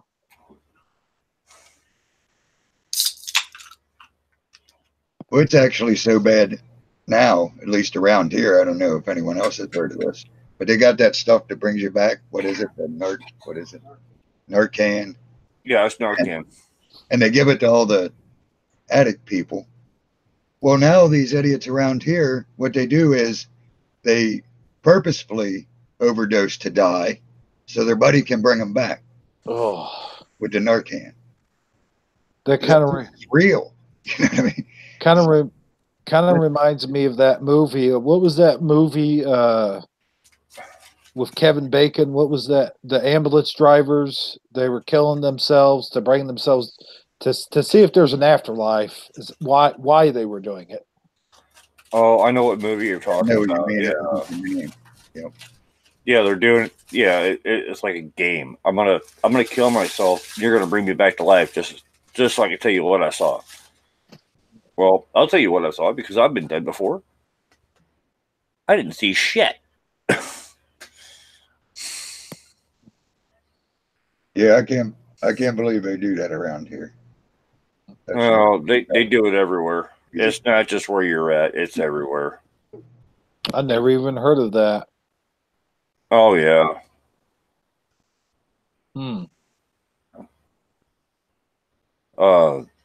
They tie it into all kinds of other stuff like autoerotica, which I'm not going to go into any detail on whatsoever.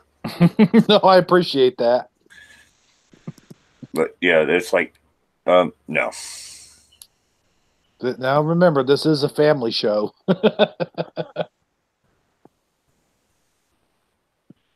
I'll do my best not to get you a parental advisory sticker. Despite the fact of content we've gotten ourselves involved in and the direction this is going. Might want to age restrict this one, Hebrew. Well, no, I wouldn't age restrict this one because I would not age restrict this one due to the fact that kids have to learn this. Yeah, one, kids have to learn this. I mean, two, it seems to be the younger you are, the more apt you are to try things. And in the day society, with everything's on TV, it's like pushed on them. I mean, they don't have to go to the street corner to go buy drugs. Mm-hmm. They don't, or get tempted by drugs. All they've got to do is watch TV and boom. All they got to do is go to the doctor. They give them the drugs. Flatliners was the name of the movie. That's right, Lynn. Good job. Lynn got it. Awesome. Flatliners, yeah. I can't see the chat, everybody. I'm sorry. Oh. Speaking of stimulants, I just heard you pop open a cold one. No, you heard my lighter. Oh, okay. I thought I heard the psst. Oh. That was my lighter. Okay. I turned my microphone off for that. I've got a powered mic. Armored Up and Noble, they got the mute button. I've got a power button. Ah. I'll tell you, if I was going to put an age restriction on anything, I need to put that on the Mandela family videos that I make.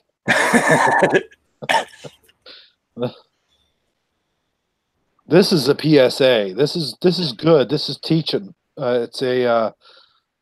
I need to go back in the description and call it educational. Yeah, you could. I'm trying to figure out what to rename what me and Mike did last night. I saw that. I saw you and Peanut. I call him Mr. Peanut. What Yeah, you call- everybody does. Yeah. Everybody calls him Mr. Peanut. But I still haven't figured out what to call that video yet. Noble, you've been awfully quiet during all this. You got anything you want to add to it? No. I've been playing around here, figuring out some settings on Twitch and whatnot. The Twitch wasn't saving the live broadcast. Like every time I stopped it, it would disappear. But I figured out the settings to archive it. I've been playing around, figuring things out. Okie dokie. I thought I'd ask you just in case, maybe you had something you wanted to bring to the table, or No, I can tell you that I figured out twice now that marijuana has no, what do you call it? I'm a little lost here. There's no withdrawals from marijuana. None. Not at all. There is in your mind, there can be, if you really like it and you think that you need it and it's just in your damn head. But physically, there's no withdrawals from weed. Absolutely none. It's funny you should say that. At last week's program, we were talking about cancer, and we were talking about the different healing properties of marijuana or THC or cannabis oil, more or less. And that reminds me, Jason, how's your roommate doing? Do you have an update on him? He's doing good. He stopped passing blood. He still can't pick up anything that weighs more than 5 pounds. And we're going to keep it that way for a while. And we've figured out that when he's got the urge to go, he's got to go right then and there. By the time he gets the warning that he's got to go right then. There's no 5-minute warning. It's just, no, done. And yes, we have made arrangements here for that.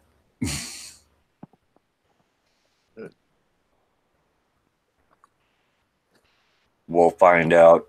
He's got to go back in 2 months for another scan and see if it was successful or not. Yeah, on last week's cancer show, I meant to mention him on the show, and it slipped my mind. But we talked about the healing properties of THC, or rather, I keep saying THC, cannabis oil. THC has the getting high properties, doesn't it? Yeah, you're talking about CBD.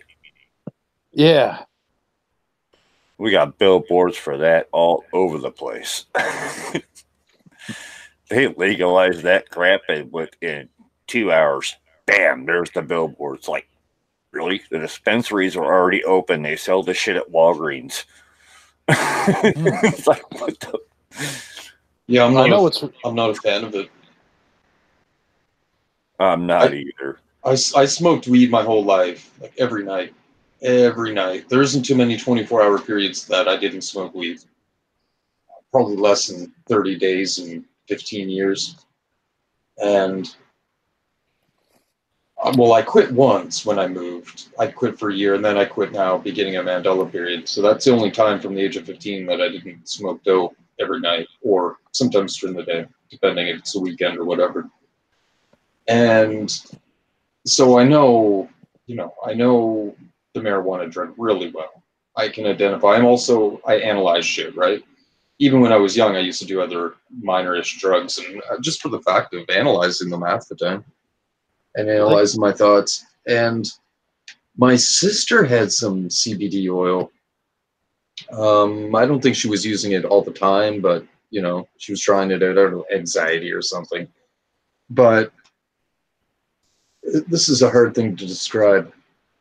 There's a portion to weed that is not recognizable to the user, nor is it obvious to everybody else, but it's hinders to your life, and it's a part of using marijuana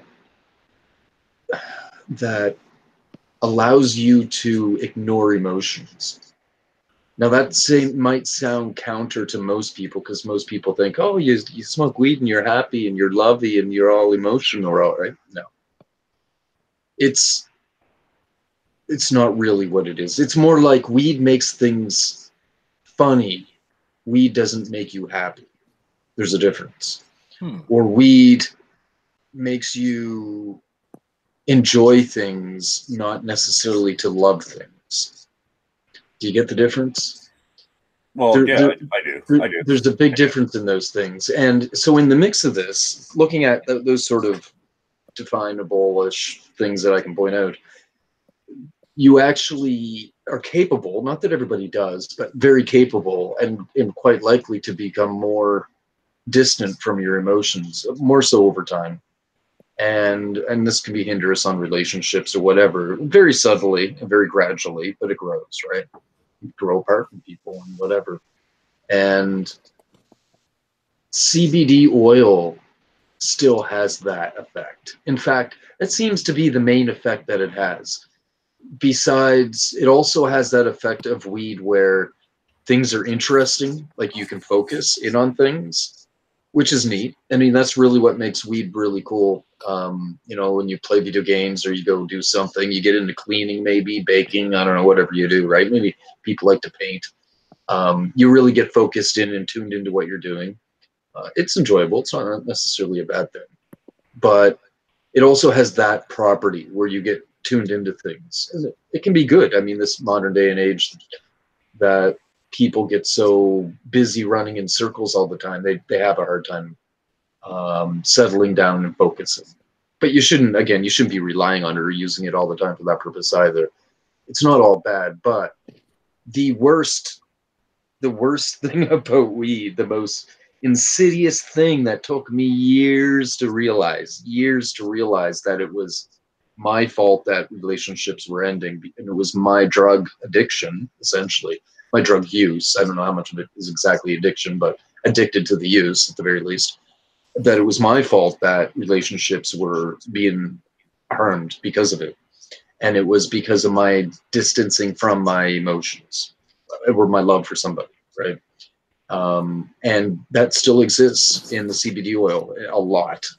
And it's a really hard thing for people to identify. I'm telling you, it took me years to realize it, years to double think and double track and back think on things and to realize, like, and of course it took 2 or 3 times over for me to even have a chance of realizing, you know, 2 + 2 here.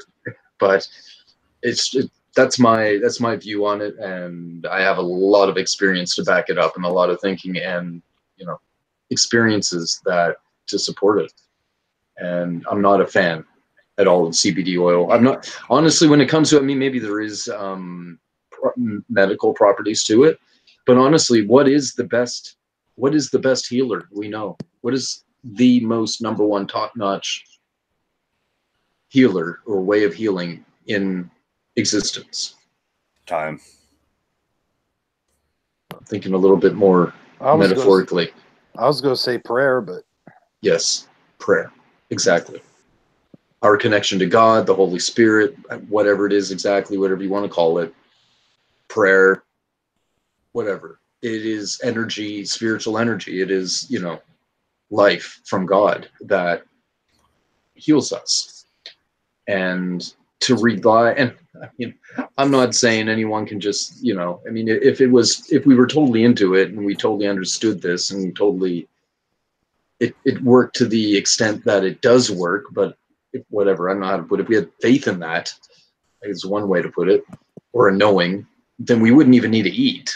We would just live anyway. So obviously, I say obviously, right there, I'm killing the whole idea. But as far as we understand, we kind of need to eat, but really we don't. As crazy as that sounds, I'm not going to try to prove it, but No, God. No. you know, You're skinny enough as this it is- is. the same holds true for medicine. We don't need it. That's not how we heal. This was given to us by the fallen angels, how to use herbs and stuff. And that then we became reliable, or we began to rely and depend on these herbs and these healing things, right? It's not that it don't work. There is energy within these plants that can have an effect on our energy. But that's not the number one way to heal. The number one way to heal is from God, through prayer, or however, which way you want to put that. You know, So I'm just, I mean, I'm kind of talking, sort of talking out my ass, but I mean, it's obviously not.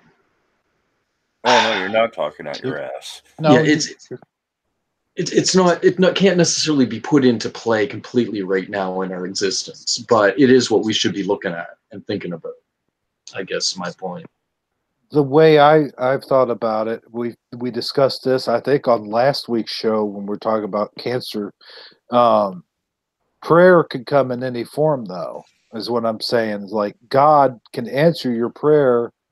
He's not necessarily going to reach down and do it physically. What I'm saying to all this is that God provides. And what we were talking about is the Father created all the plants and created all the herbs and stuff like that. And I think that sometimes, if this is just my opinion now, you may not agree with it, and that's fine. But I think that God put those plants there.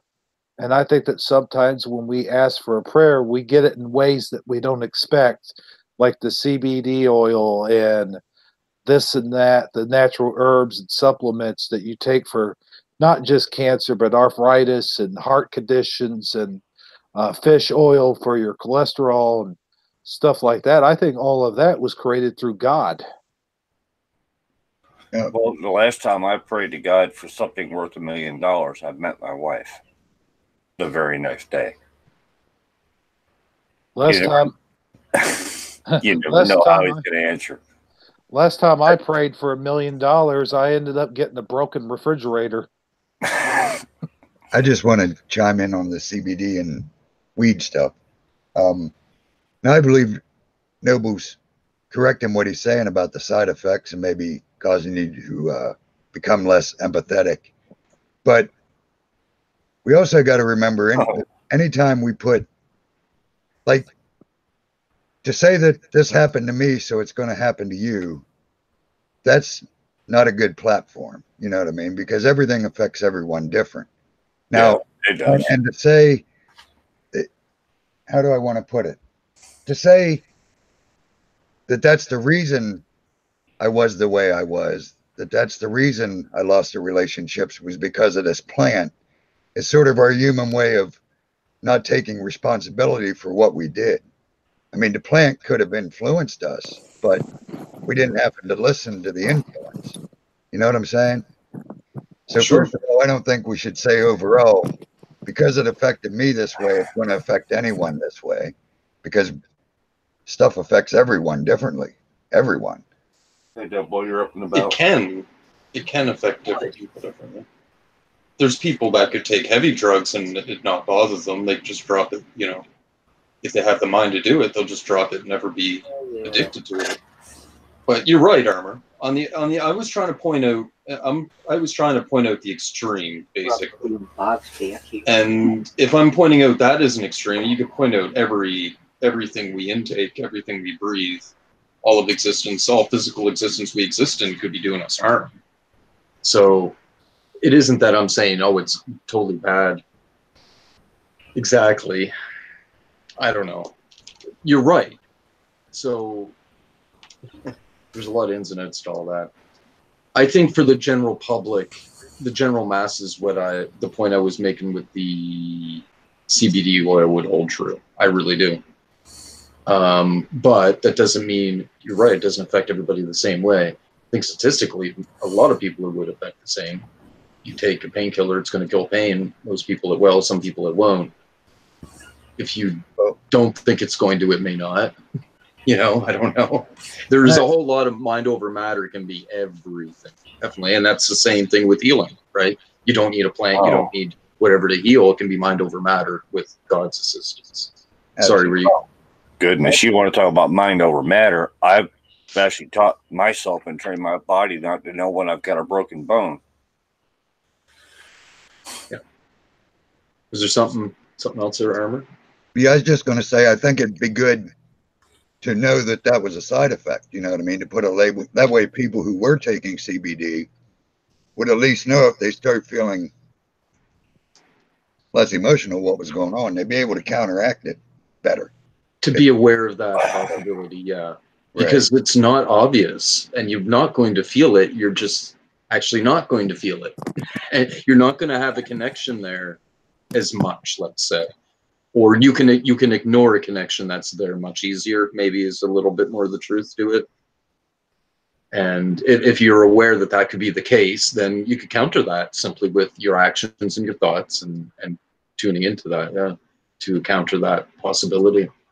But a lot of what everybody does is just reactive nature right now, right, in the world. So I think it could happen quite easily to most people, especially if they don't know. And I've never heard anybody point this out, anybody ever. Like I said, it took me years to realize it. Yeah, and I can agree with you. Having a lot of experience myself, as you know, I could definitely agree that it definitely would dampen my empathy. That's probably why I had such the problems I had with jealousy and stuff and didn't care how much I was hurting other people. Right. You know, that might be one of the biggest points to bring up about addictions and everything else. You just have no emotions. You have no feelings. My drug addiction literally erased every emotion I had, and it took me years to get them back. I knew I loved my wife. I knew for a fact that I loved Debbie. But I actually lost what that emotion is. I'm still working to get that emotion back. The drugs that I was on actually erased all the emotions out of me. They've actually got a clinical diagnosis for it. I don't know what it is. It's about 9 million miles long, and I can't pronounce it. But yeah, it's loss of emotion is a very dangerous side effect. Mm-hmm. You shouldn't think of it like it erased it, though, because it didn't erase it. It just disconnected you from it. There's a difference. It's still there. You just got to tune in to it again. I'm working on getting it back. It's going to take time. I know it's going to take time. I'm working on getting it back. And we're talking, I don't know, 10 years? 15 years? I'm still trying to get my emotions back. Mm-hmm. Another point, as far as overcome, like I said, there's no doubt that probably influenced why I was the way I was. But the major point is quitting weed didn't get rid of the jealousy. Only the Father did. So only the Father can cure us. It don't matter if we quit the plant or quit whatever we're addicted to. That's important, I'm sure. If it's hard stuff, especially if you're addicted to heroin or something, yeah, you probably shouldn't be doing that. But either way, that still isn't going to cure you. Only the Father can cure you. The Father's what cured me of the jealousy, not quitting a plant. Well, you got to have the Father, or to our members and viewers that believe in Wicca, the goddess. I'll be nice. Goddess ain't going to help you. Only the Father. I'll be honest too. Oh, I'm not going to get in that debate with you on this channel. We'll do that on mine. There is no debate, only truth. Mother Mary. Mother Mary. Mary. She wasn't my mother.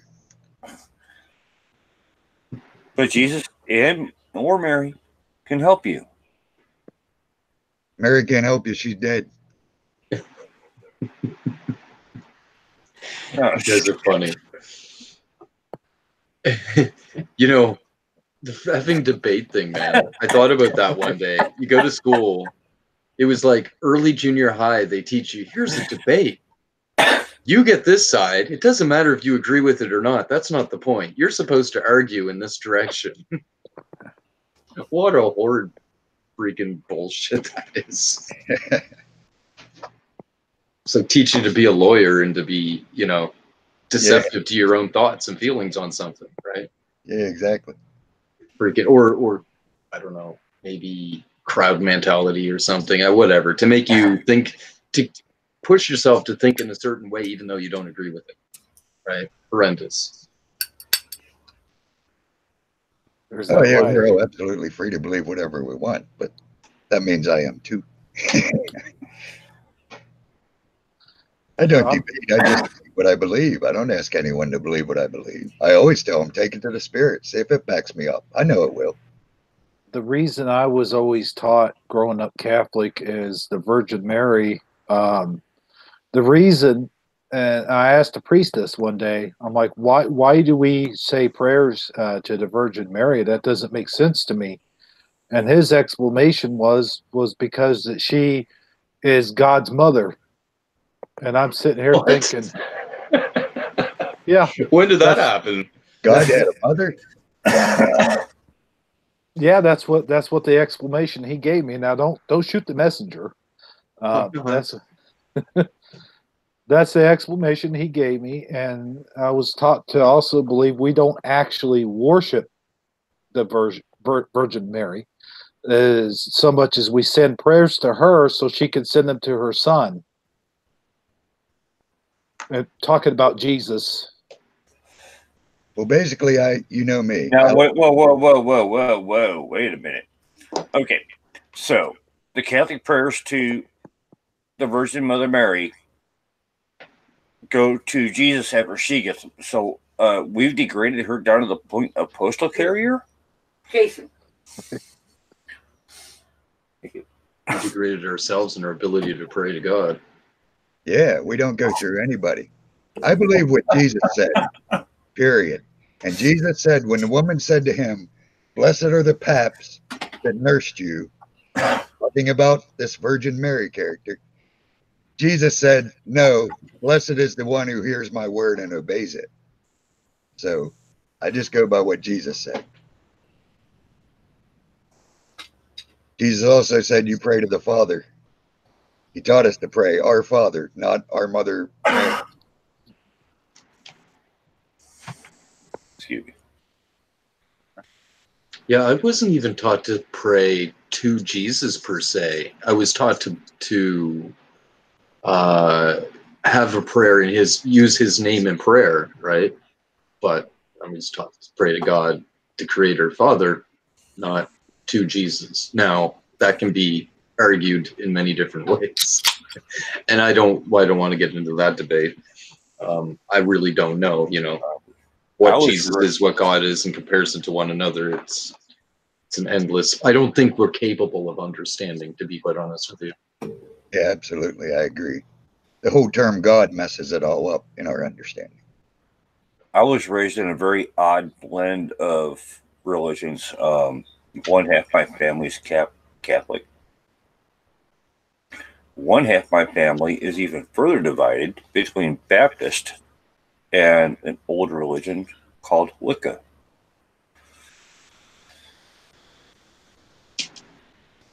The golden rule. I mean, do unto others as you want others to do unto you. In Wicca, they've got their own way of saying it. It's what you send out comes back to D times 3. Is the same rule. I'm not going to sit there and degrade them. I'm not going to argue against their religion, because their religion and everybody else's religions are just their own personal beliefs. That all goes back to you reap what you sow, though. That sounds, yes. Yeah. You reap what you sow. In the Old Testament, which is what the Jewish believe in. Shall we continue? Sure, Well, I don't. See, I'm I'm not. sort of the opposite. I'm I'll sure talk- somebody in the chat's got something to the boo to say. What are you saying, Ron? Yeah, I was gonna say I'm sort of opposite of Jason. He said he don't talk about other religions. I don't believe in any religion. So I talk about them all because they're all fake, false.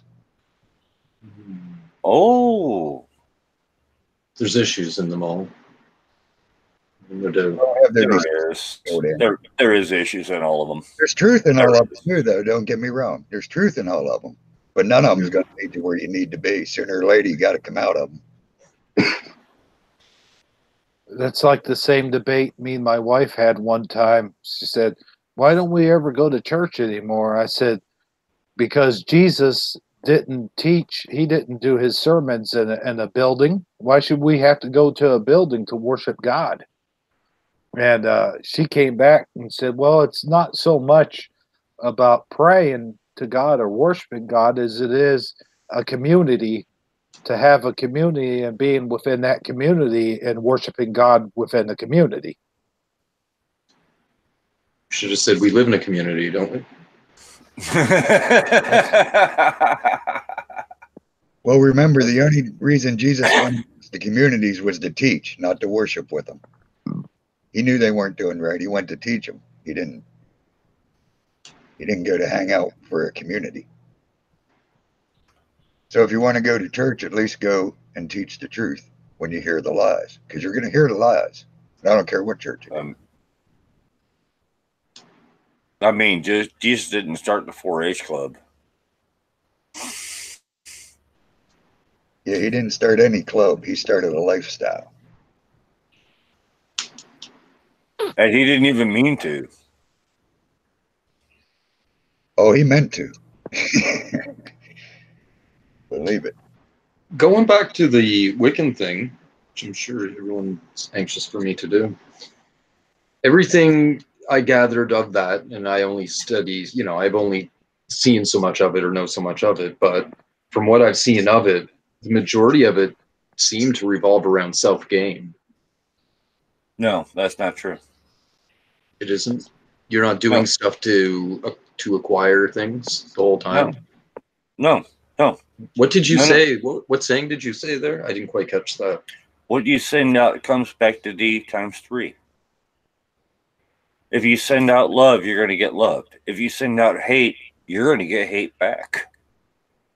It's a variant of the golden rule. Do unto others as you want others to do unto you. So if you're the bully on the schoolyard, by goodness, you're going to get bullied later in life. But I see where Noble's coming from, because it isn't do unto others as they do unto you. It's do unto others so you can get 3 times as much back. Self-gain. Big difference. Subtle difference, but a big difference. I thought it was do unto others as you'd want them to do unto you. Well, right, that's what I'm saying. But according to what he just said, that's doing unto others so you get 3 times back. That's different.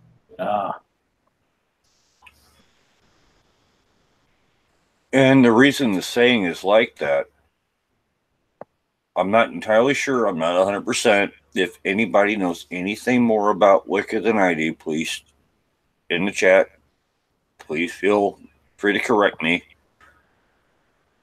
I wish I could see the chat. I don't think anybody's Wiccan, but go ahead. But the reason they say it that way is so that, the punishment for any bad deeds you do to somebody is going to come back on you big time.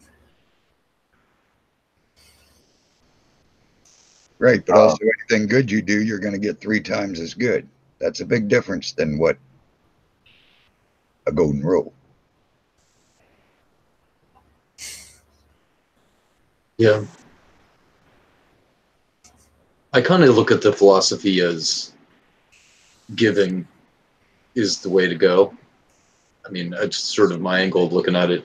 If you give, you both win, right? You both, I don't know if win's really the best word, but you both things, for both people, for both parties, things go in a good direction. If you take, you're both actually going to suffer. So for me, it's more about giving and taking in the world. In creation, it's a difference between creation and destruction as well, in some ways.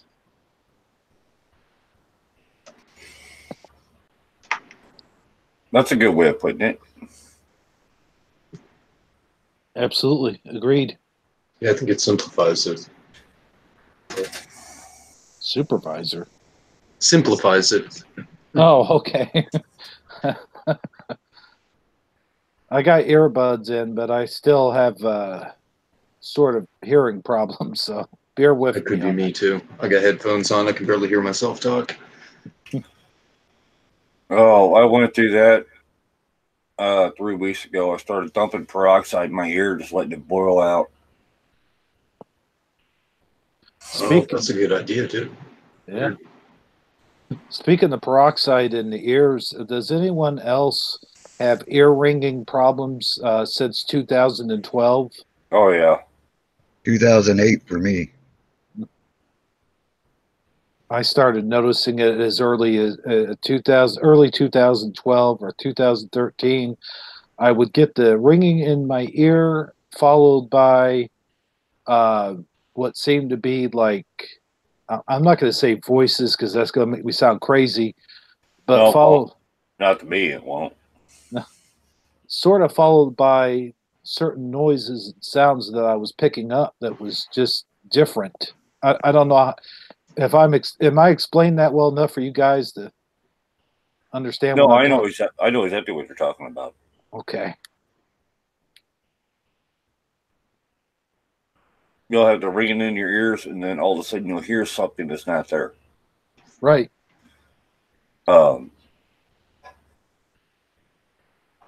My big thing is I'll have the ringing in my ears that'll last for like 3 minutes and it won't go away, and then all of a sudden it disappears, and then all of a sudden I've got a radio playing music. And okay, this is weird.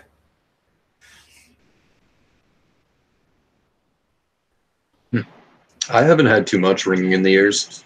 There is like a significant period, maybe 2 to 3 times a year, it'll happen. And for me, and I think most people I've talked to, it's typically ringing in one ear, not both. It's always just the one, from what I've been hearing from a lot of people. I noticed that the herd ringing came on the day after we got the new modem, which had a 5G included with it in one of the channels. But I thought, that's a little odd. Oh, yeah, Verizon's 5G test spot. Yeah, I heard about that. I laughed my ass off. While we're talking about religion and stuff like that, Noble, I notice on your channel you have a guy on there. I can't think of what his first name's John, and he used to be the leader of a satanic cult. Is that right? John Todd, he used to be a part of an occult group, apparently, yeah. Not the leader, but he was high up. I think he was part of the Council of 13 or something. Whatever the hell that is. Yeah, he was Council of 13, pretty sure. But I somewhat born into it, to some extent. I brought that up because I figured maybe you guys like to talk a little bit about satanic cults and stuff like that, and what effects they might have on what's going on. Like maybe they somehow ended up opening up some sort of portal and changing dimensions. Okay, I thought you were going to go somewhere different there, and I was getting ready to say, you know what, if you want to talk about cults, I'll talk about everybody that's sitting there doing all their time on Fortnite. Oh, yeah, we could talk about that if you want. I can't talk about that. I've never played the game, so I have no clue. Oh. It's hard to say what these different... See, for one, there's different occult groups and different groups within groups, right? Different levels and different lines. And, of course, I don't freaking well know what's what. And I don't know who knows what. And in general, when it comes to the Mandela effect, I don't know what these people know, or what they don't know. I am willing to bet that the majority of them that are in high places, they know the world is, for lack of a better term, a magical world. They know that. They know that evil is of high power within it. And that's one of the things that keeps them in line. They're scared to death, right? They can't just run to an abandoned island and hide. Evil knows where they're at. They can't just quit, right? They can't just walk away. It's not the physical realm that they fear. It's not the physical realm that runs the world. It's the spiritual realm. And a lot of people don't realize that sort of angle of things. You know, I think all of them live in fear for the most part. The higher up they are, the more fear they live in. And that's just the way they exist. They get benefits, worldly benefits from it, but it sucks to be them as far as I'm concerned.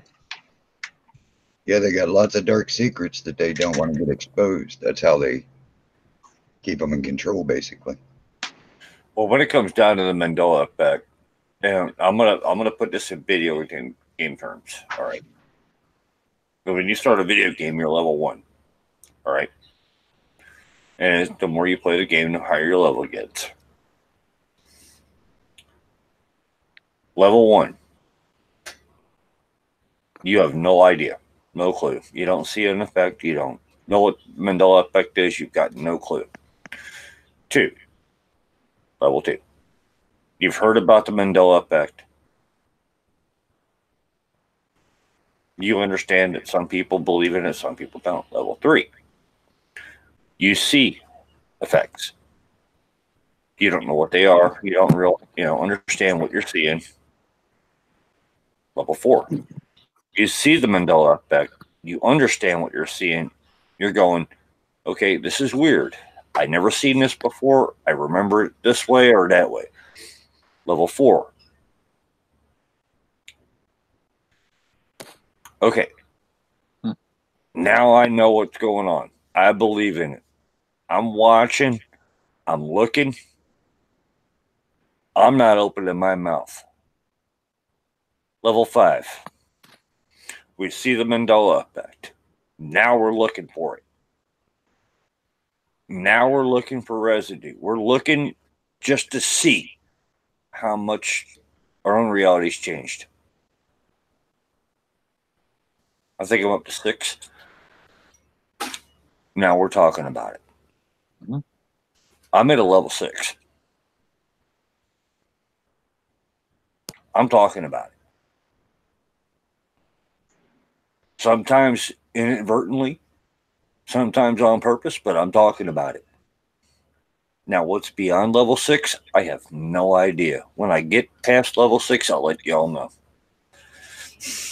Well, I'll tell you, I started out on this Mandela effect journey. I started out trying to debunk the Mandela effect. And I know I've told this story before. You did. Yeah, that's exactly how I started out. And, well, you actually made me mad. Well, no, I mean, now the whole story. Listen to the whole story before you start getting mad. I started out that way. Well, I'm past the humanity point. But then what happened was, as I was trying to debunk it, my eyes were opened to it. And I said, I cannot debunk this thing. And the only reason why I was trying to debunk it was so I could make myself feel better. I thought, there's got to be a logical explanation to it. There's got to be this or that. But as I got deeper and deeper into the rabbit hole, I started seeing things before my very eyes change. And the first thing I think I ever saw change was actually an old Mandela effect that no one really talks about anymore, and that was actually Folgers. I know that sounds a little strange that I'm just talking about something minuscule like that, but it was something like that actually the very first thing I ever saw that opened my eyes. I saw the letters changing right in front of me. Yep. So that's what got me started. And then after that, it's like I was receiving messages. I don't want to say from God, but from something, anything. Receiving these messages saying, "Hey, look at that bottle," or look at this thing over here. Look at this logo. And I I don't like. remember that. I remember that. Yeah. We were doing a live stream on Cowboys channel, and you were in the chat room just freaking out. And we shut down to go over to Scarab's channel because he had a show coming on that night. Mm-hmm. And we went from our channel to his channel to hang out the chat, and you were still freaking out. Over a can of coffee. Yeah. After you had made everybody mad at you because you've been saying this is not real, this can't possibly be happening. For months you were on us, and I was pissed at you, and then you saw that coffee can, and you go, holy shit. It is still the funniest thing in the Mandela community I've seen. That complete 180 that you made that night. Yeah. And now here you are. You're a part of the Mandela Effect community, and you are making fun of all of us, but you've got to work on your impersonation of Noble Steve because he does not sound like that. we were talking. Yeah, we were talking about that earlier. I said, well, it's supposed to be over exaggerated. That's how it's. And he told me, and correct me if I'm wrong, Noble, but you thought that was funny as hell. I could be wrong. I didn't quite get what you're putting down there. What was funny as hell? He was talking about how I over exaggerated your Canadian accent. Oh, I said, yeah, that was fine. yeah. I said that's the whole point is we over exaggerate characters of ourselves. I said Right. that's you know. Well, I've got Scottish in my background, you've been running around, walking around with a kilt, no panties on. No, I didn't give him a Scottish accent. Come on. No, you made him sound Canadian. You made him sound like a British guy that had a... Never mind. Oh, yeah. I'm joking around. By the way, that leads me into an idea that I had that I ran by Armor, and actually it's his idea. I was going to start making T-shirts, and on the T-shirts, and I'll tell you the reason why I'm doing this. On the T-shirts on the front, it would say the Mandela family, and on the back, it would be all of your characters with the names on it, like Noble, Jason, and Armor, and Dan, and all them. Well, Scarab, I mean, and all them other guys would have the names underneath the pictures. And what I'm wanting to do is I wanted to sell T-shirts, not just that, but I want to sell T-shirts, and I want the proceeds to go to families who have lost loved ones and cannot afford to bury them. They can't afford the funeral, or they can't afford to bury them, and that's a charity that I'm wanting to start. And that's a noble cause. Yeah. So I was just wondering all of your guys' input into it and see what we could come up with. We don't have to talk about it. We don't have to talk about it on here. I mean, we could talk about it in Hangouts, but what do you guys think? I'm in. Yeah, it's interesting. Sounds like a good idea.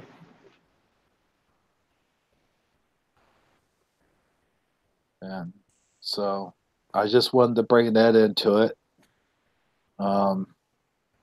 Looks like we've hit our 2-hour mark. I mean, I'm not sitting here for an egg timer or anything, but Armor, yeah, I had some other things I have to do tonight. Yes, as well.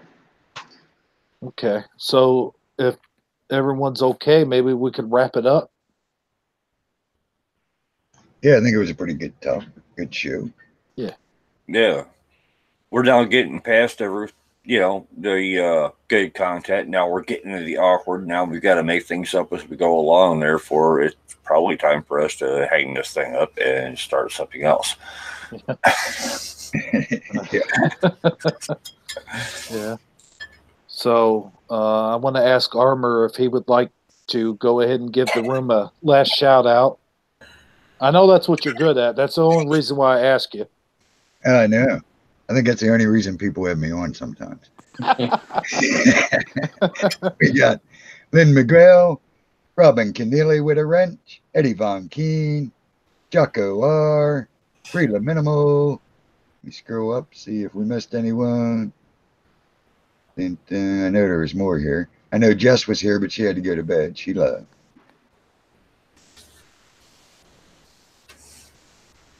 All right, I don't see anyone else typing in saying I missed them.